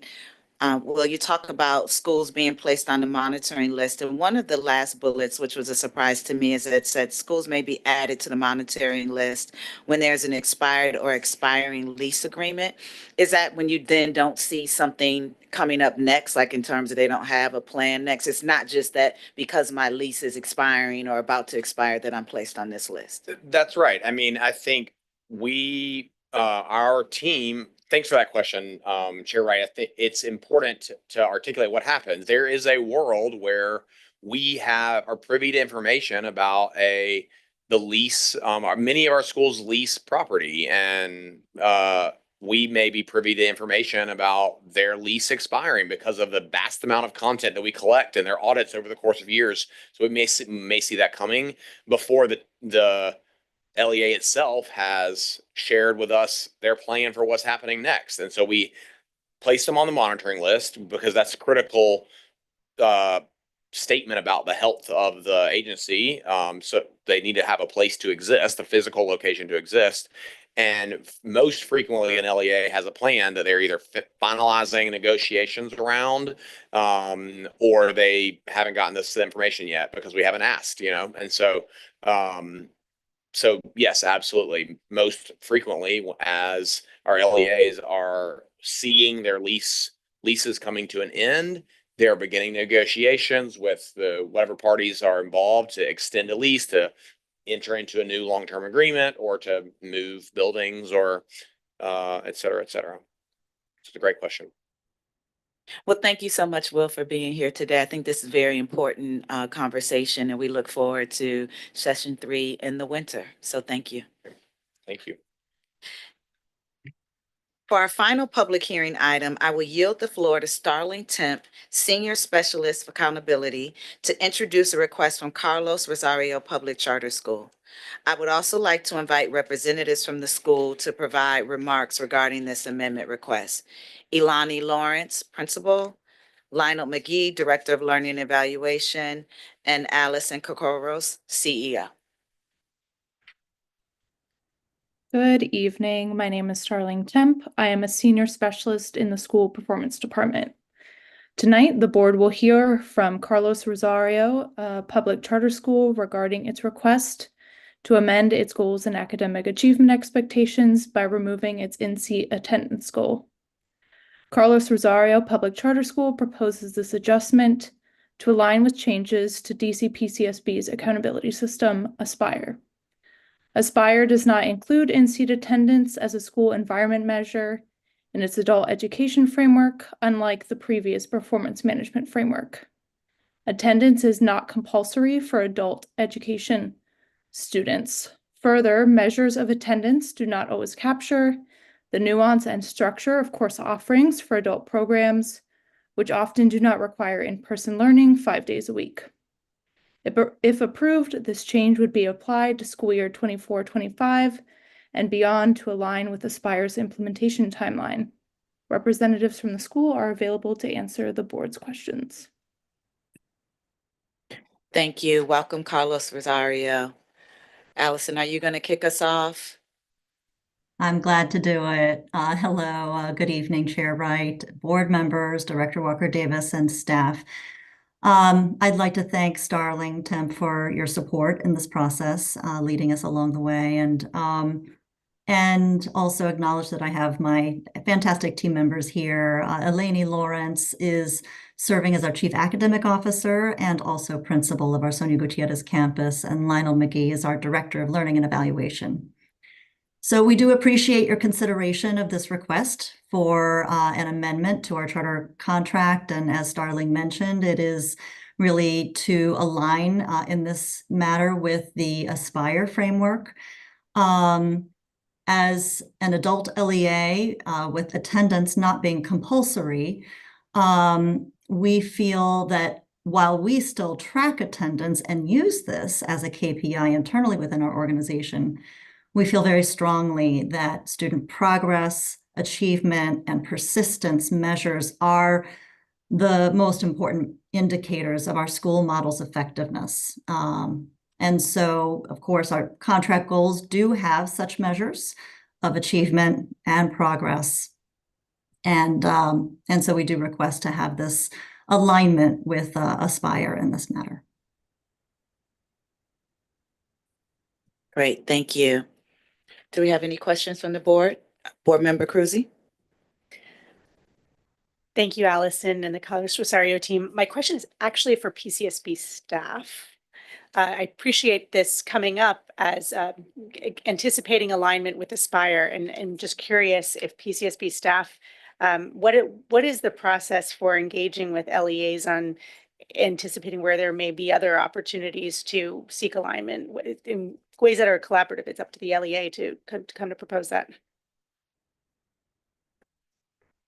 I will take a first stab, and Starling, if you have anything to add, please jump in. So first, I want to acknowledge again our 2+ years of engagement on Aspire. I feel that we've had a lot of opportunity to talk to schools about where the academic evaluation system aligns with what they're doing, where it doesn't. And I would say, particularly for our adult schools, we had a lot of engagement with the adult schools, and in many ways, they kind of led the way for their framework. And so we appreciate that.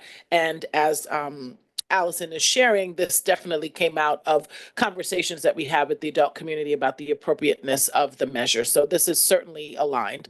Currently, we are working with schools on school-specific measures. In that process, we've noticed that there are some areas where schools want to freshen up their contracts around their mission statements, that things that are in that charter from years ago are not necessarily aligned to what they're doing. So you'll be seeing soon that we will be coming forward to the board to make sure that mission statements and other things are aligned. And then I would suspect, again, as we both engage around school-specific measures and also ultimately schools make a choice to adopt the Aspire framework, that would be another area where we'll be engaging in alignment with what schools are doing and how they want to be measured.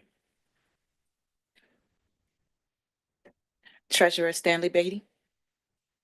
Thank you, Chair Wright. Starling, I'm just curious, do you know if there are other adult LEAs that still have the attendance as one of their goals? I'm just curious. We do still have adult LEAs in our portfolio that have the measure, but there has been one LEA prior to Carlos Rosario's request that has already initiated the process of amending their agreement to remove that goal. Thank so you. we might anticipate more requests. That's where I was going with it. It makes sense to me why they would want to do it. So thank you. So, Carlos Rosario team, we know that even though this may not be part of your charter amendment, that persistence is really important to you all as a LEA. Can you just share with us a little bit about what engagement looks like with your student body to ensure high rates of persistence and attendance? Absolutely. I can start and then I'll hand it over to my colleague Eleni to elaborate. We have multiple strategies in place, and it is absolutely a major focus for us. As you know, we serve adults. They are non-compulsory. Nobody's requiring them to be in school. And so this is a big part of our school's model and mission to eradicate in partnership with our students barriers to their ability to continue and to persist in achieving their educational goals. And they do face many barriers, ranging from finding childcare for their children to navigating the transportation system in DC, to their employer. Perhaps many times our students are working 2 and 3 jobs. The great majority are in the workforce, and the employer might say, I know that you're studying at a school, but I need you in the evenings now. And so you're just not going to be able to continue studying. And so we go all out.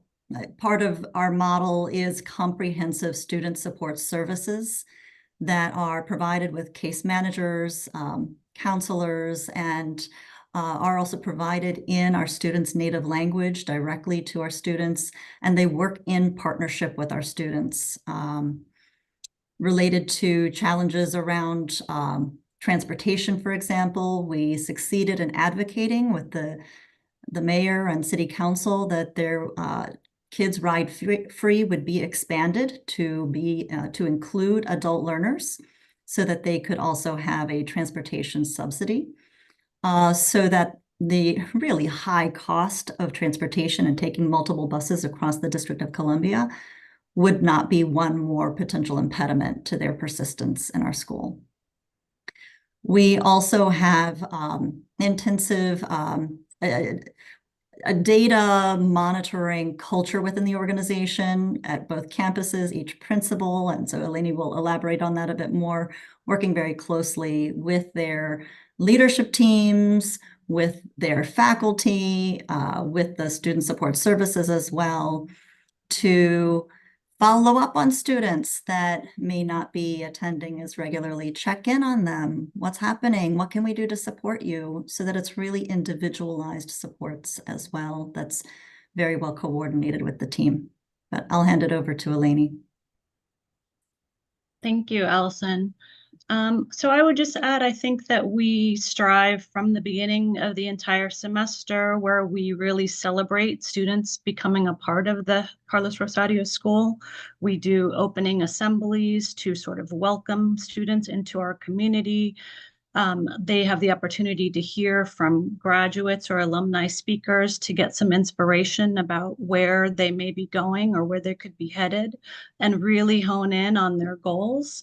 And we sort of keep that alive throughout the semester by coming back to the students and why they've chosen to study with us and what keeps them going and keep them inspired with their own goals that they've set out to achieve. We have our own persistence awards that we pass out on a monthly basis. Lots of Carlos Rosario swag that comes out.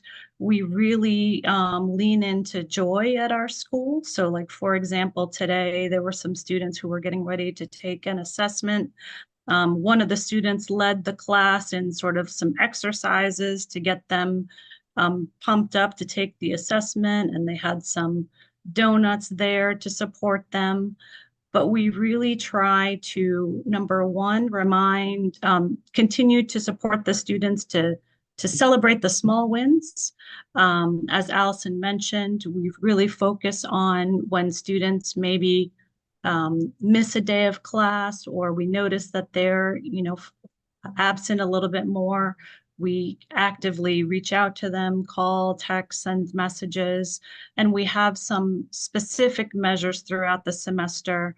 A week that we called Seek Week, where we really print out lists of all the students whose attendance has fallen down a bit and they all get phone calls, they all get followed up on, and then we share out that data and work on strategies to welcome the students back into the school.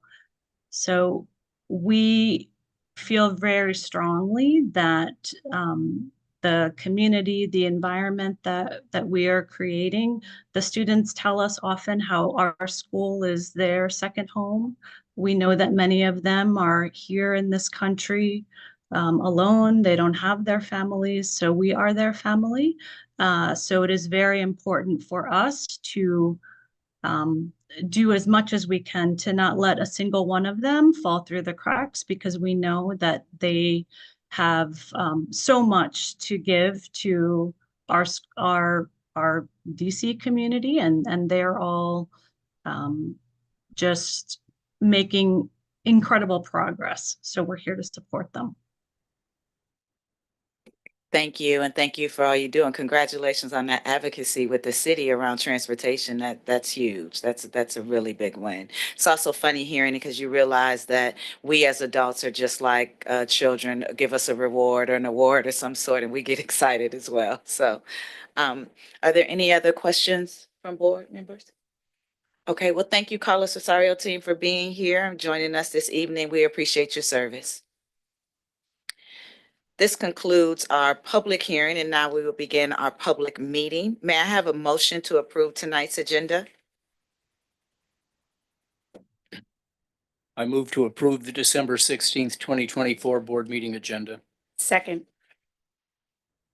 Can we have a roll call, Secretary Adam Afunaya? Yes. Chair Wright, Aye. Vice Chairman Sandman, Aye. Treasurer Stanley Beatty, Aye. Board Member Cruzy, Aye. Board Member Davis, Aye. Board Member Rodriguez, Aye. Chair Wright, I'm an aye as well. Thank you. First on our agenda this evening is a proposal for revisions to the Aspire Policy and Technical Guide. I will yield the floor to Kirsten James, Director of Accountability. Welcome, Kirsten. Thank you. Good evening. I am Kirsten James Floyd, a director in the School Performance Department. DCPCSB staff recommends you vote to approve the proposed updates to the Aspire Policy and Technical Guide. The Aspire Tech Guide is the authoritative reference for Aspire components and business rules, available to anyone seeking information on the Aspire system's mechanics. The proposed updates ensure the Aspire Tech Guide has current and accurate information for interested parties in as timely a manner as DCPCSB staff can provide it. This mid-year update aligns with the precedent set in previous years when DCPCSB staff recommended that the board approve PMF policy and technical guide updates, like floors and targets or business rule clarifications in the fall or winter of a given year. DCPCSB staff proposes making 4 types of updates to the Aspire Tech Guide.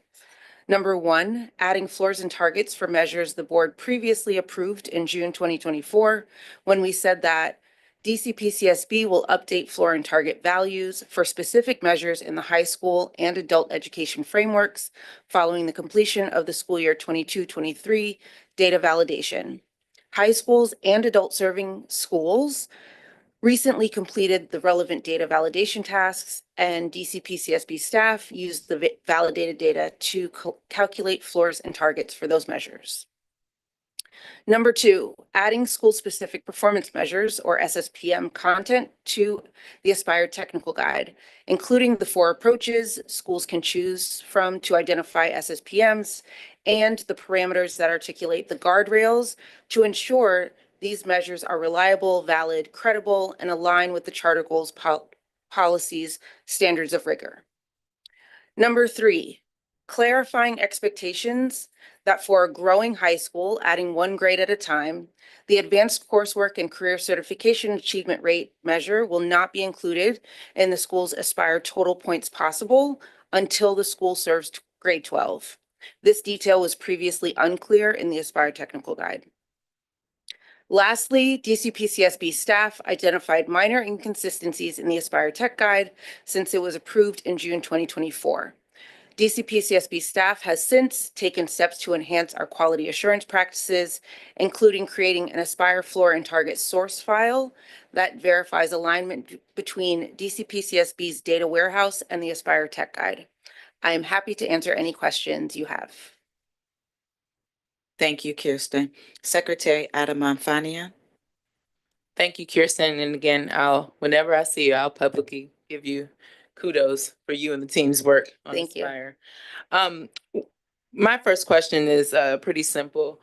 We have received public comment today regarding the posting of the floors and targets and the additional revisions. Can you just speak to what the person said? I don't have her name in front of me, but yeah, just offer some clarity. Absolutely. Thank you. So the delayed 2022-23 metric validation meant that the Aspire Tech Guide approved in June 2024 outlined the approach and methodology for these specific floors and targets for the measures, but they didn't report the actual values because we didn't at that time have those data. I will say that, and now that we have the data, we are updating it. So this is just us following through on what we said we were going to do. Since then, the school year 22-23 data for adult schools was made available, and their outcomes were shared directly with schools. And we have developed this framework or this accountability system with limited data and during COVID-19 recovery. So each time new data are made available, it's an opportunity for staff to analyze what the outcomes are to ensure equity, transparency, alignment with our mission, Aspire's guiding principles, and accountability best practices, especially for the adult serving schools. With the delayed outcomes, much of our conversations were not able to be applied to multiple years of data. So the conversations that we were having were very theoretical. However, and we have consistently communicated that we are open to making revisions as needed. And this is not different right now. It's just a matter of us following through on what we said we were going to do. Could we continue to talk about this and how we might update our methodology or revisit it? Absolutely. We won't be doing that at this time. We wouldn't do that until we have school year 23-24 outcomes and talk further about it for a possible update in the spring or summer.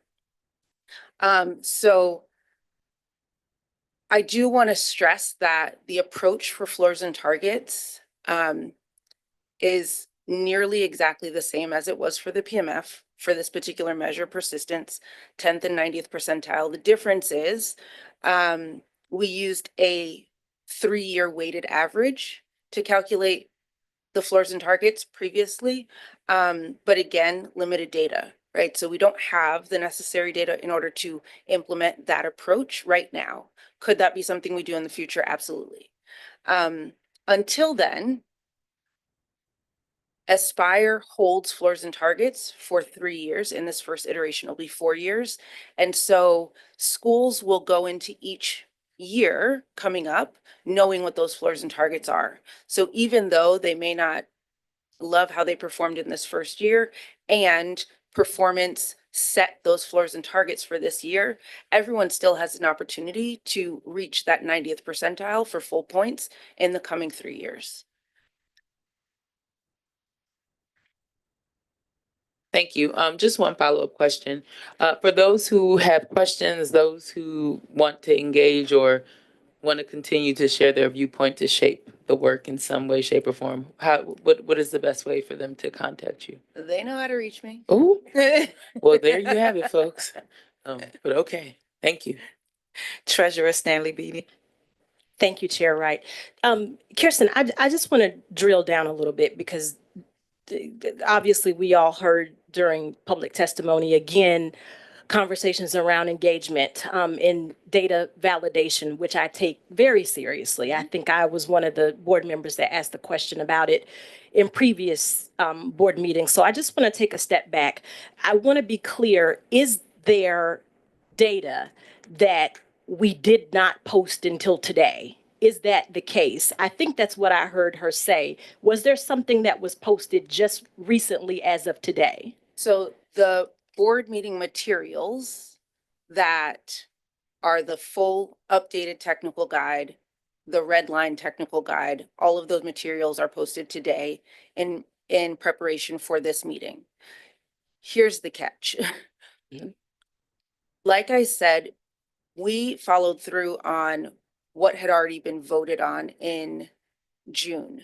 So the updates to the floors and targets that we implemented already had the approach, the methodology, and how we were going to do it in the previous technical guide. So the values were made available today in the board documents, but the approach was always there. Additionally, for the adult serving schools, when they received their outcomes, they also received all of their floors and targets. So anything that was missing for them was available in their files with their Aspire outcomes from 22-23. Okay, and when you say the methodology had been published, but the values are what was missing, you're talking about the targets. Right. So the approach of 10th and 90th percentile Okay. is written into the technical guide, and we just had placeholders that said as soon as we have these data, we're going to propose to the board that they update it. Okay. I just wanted to share the adult schools did receive their actual outcomes. And as Kirsten mentioned, the floors and targets, that was a couple of weeks ago.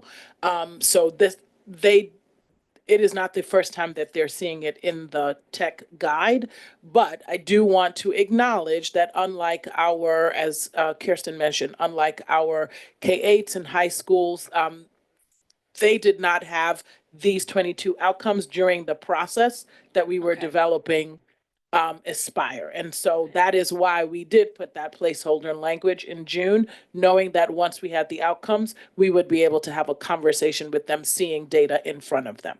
Okay. All right. That's very helpful.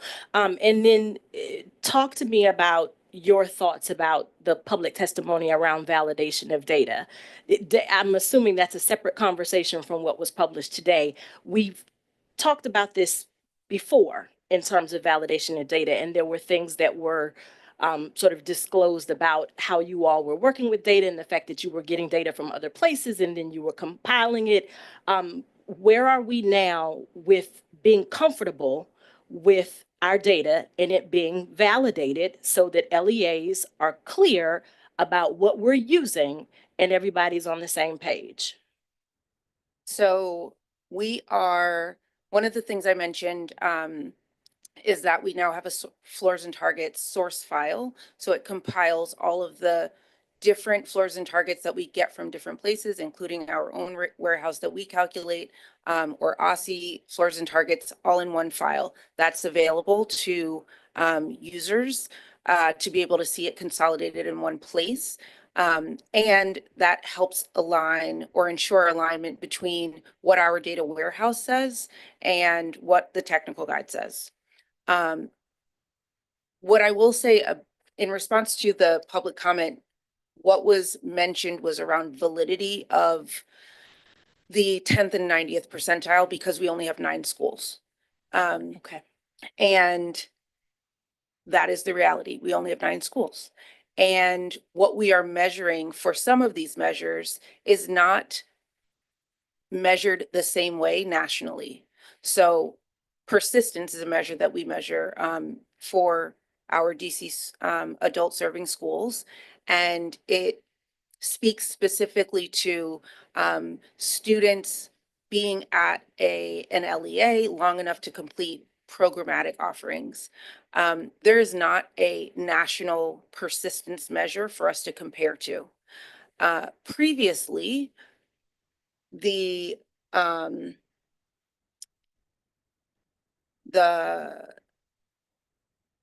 floors and targets again were weighted. So it looked at performance over a 3-year period and averaged that to see how the schools were performing. But it was still only with our schools. It wasn't with any additional information. I will say the conversations and the collaboration that I've had with adult schools has been great. And one of the major pain points for them with the performance management framework was aspirational targets that were out of reach. So a lot of the measures had targets of 100. They would use, a local calculation for the 10th percentile as the floor, but the target was always 100. And so that was something that we talked through quite a bit and talked about how other data could inform the targets that we set. This particular one is not one that exists elsewhere that we could use different data to create a target. So we kept it in-house and we said for our schools, this is where it is. Now, what does that mean? It means in year one, at least one school is going to get no points, possibly two. And only one school will get the full amount of points. But again, we hold floors and targets for 3 years. So in the coming years, everyone has the opportunity to get the full amount of points. One other thing that was mentioned about the targets for GED. So I believe what Jess said was that the national rate is 75%. And if our school, but our floor is 77%. And if a school gets that, they get no points. If our lowest performing school is performing higher than the national rates, I don't want to lower our floor. The point of Aspire, much of what we're doing is raising the bar. So we've consistently for our adult schools performed higher than national performance. And as such, we should be increasing the targets and increasing the floor. And so I don't think that is the barometer that we should use if it doesn't apply. Thank you. I understand that and I appreciate that explanation. As I'll say, I appreciate your explanations in the past when we've had these conversations. What I would challenge us to do, Dr. Walker Davis and Chair Wright, I would really challenge us to make sure that we are engaging the LEAs. I know it's really, really hard work, and I'm not suggesting that you don't, but in order for us to be successful in implementing Aspire, there's got to be true buy-in.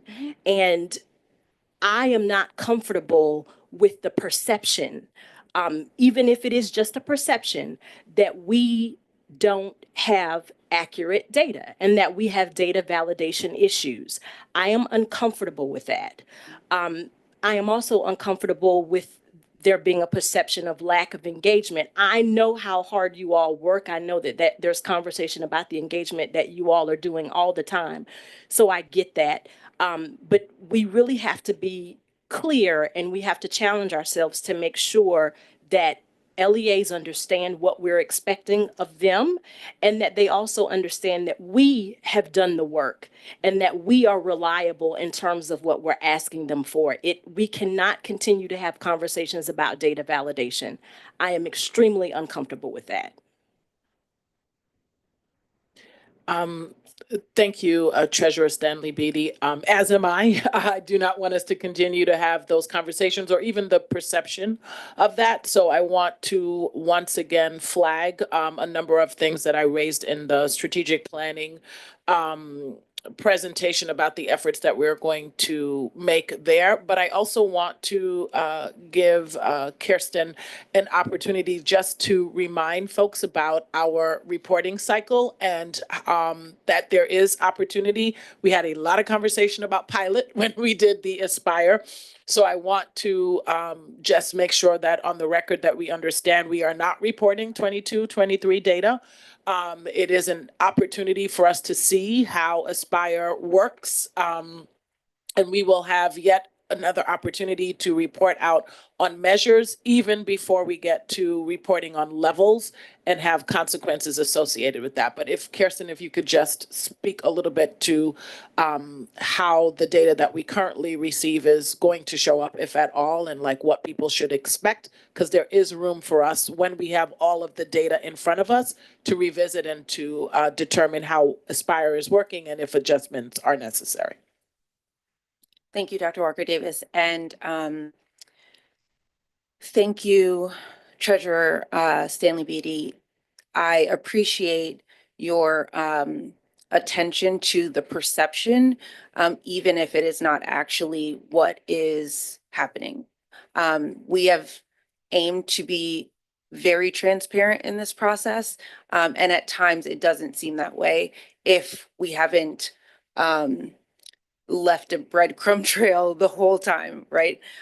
So with respect to these data that we're talking about right now, school year 22-23 outcomes were shared directly with schools. They are not made publicly available.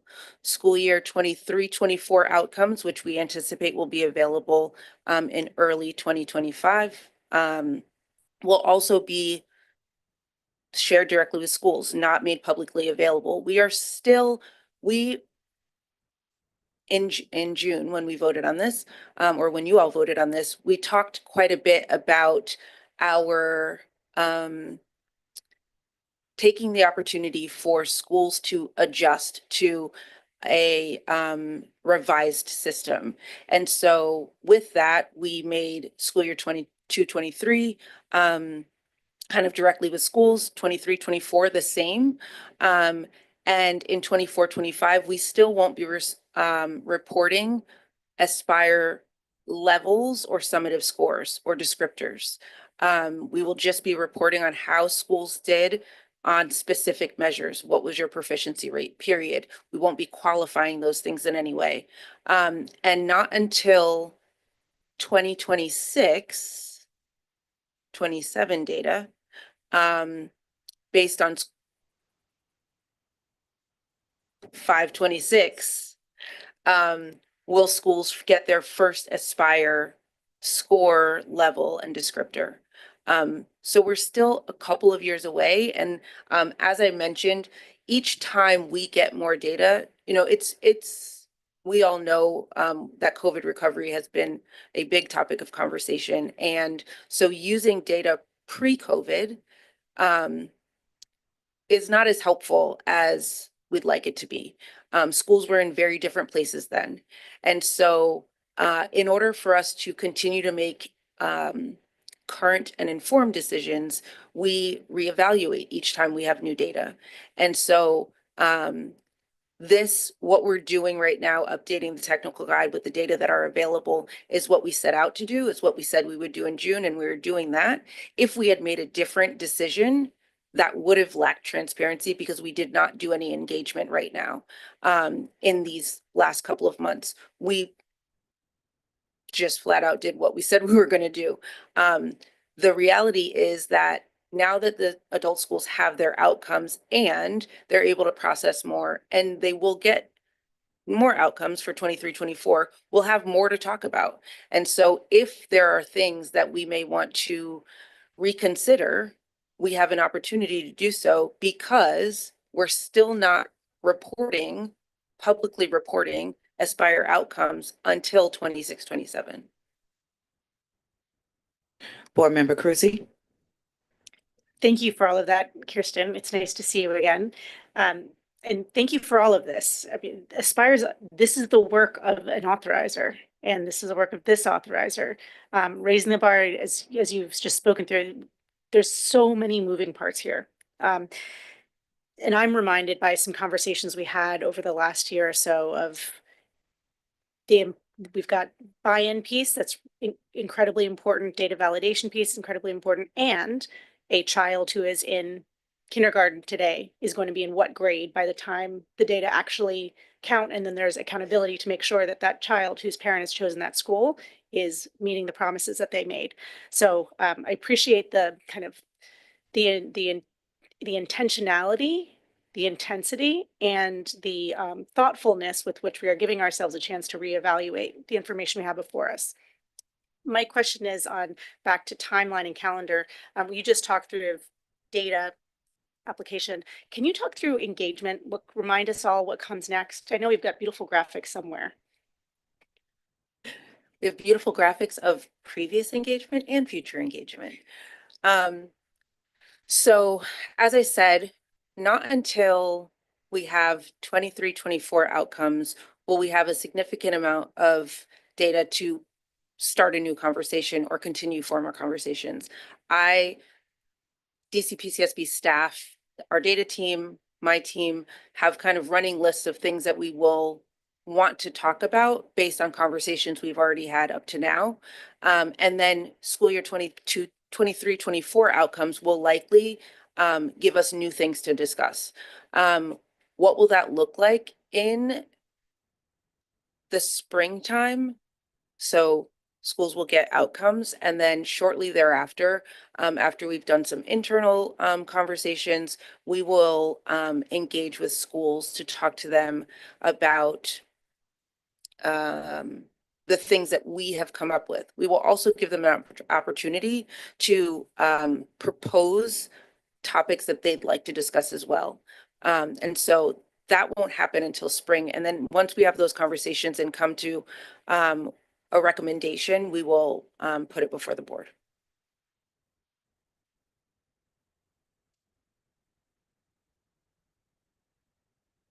Colleagues, I will now entertain a motion. Sorry, Chair Oh, Wright. Sorry. Apologies. Yes, go ahead, Board Member Rodriguez. Thank you Apologies. very much. No, appreciate it.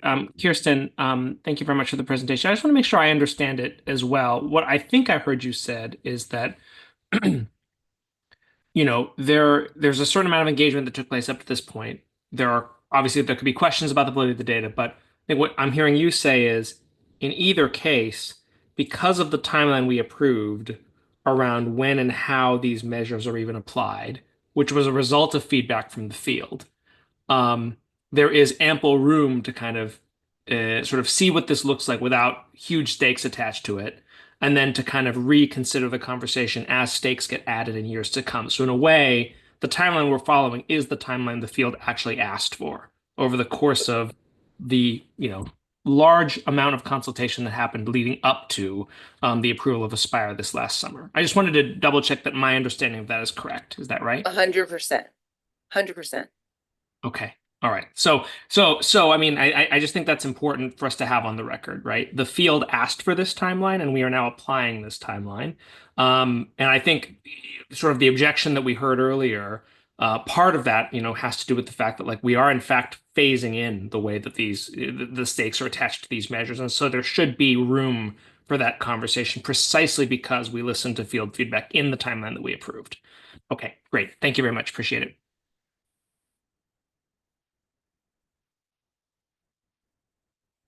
Okay, now, colleagues, I will now entertain a motion.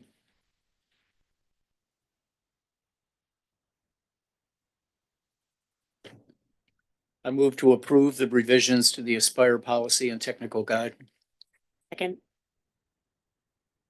Secretary Adamanfania, can we have a roll call? Chairwoman Wright, Aye. Vice Chairman Sandman, Aye. Treasurer Stanley Beatty, Aye. Board Member Crucy, Aye. Board Member Davis, Aye. Board Member Rodriguez, Aye. Chairwoman Wright, I'm an aye as well. Okay, thank you, Kirsten. Your motion passes, and thank you for all the hard work that you're doing on this, you and your team. So congratulations. Well, congratulations for doing what you said you were going to do. Right, next we will vote on the consent calendar. Would any board member like to remove an item from the calendar for further discussion or state a recusal for the record? Seeing none, colleagues, I will now entertain a motion on the consent calendar. I move to approve the item on the consent calendar. Second. Thank you. Secretary Adamanfania, we have a roll call? Chairwoman Wright, Aye. Vice Chairman Sandman, Aye. Treasurer Stanley Beatty, Aye. Board Member Crucy, Aye. Board Member Davis, Aye. Board Member Rodriguez, Aye. Chairwoman Wright, I'm an aye as well. Thank you. Is there any new business? Okay, colleagues, I will now entertain a motion to adjourn. I move to adjourn the December 16th, 2024 I second. meeting. Secretary Adam Afani, a roll call, please. Absolutely. Chairwoman Wright, Aye. Vice Chairman Sandman, Aye. Treasurer Stanley Beatty, Aye. Board Member Crucy, Aye. Board Member Davis, Aye. Board Member Rodriguez, Aye. Chairwoman Wright, I'm an aye as well. Right. Thank you, everyone. Have a good night. And again, happy holidays.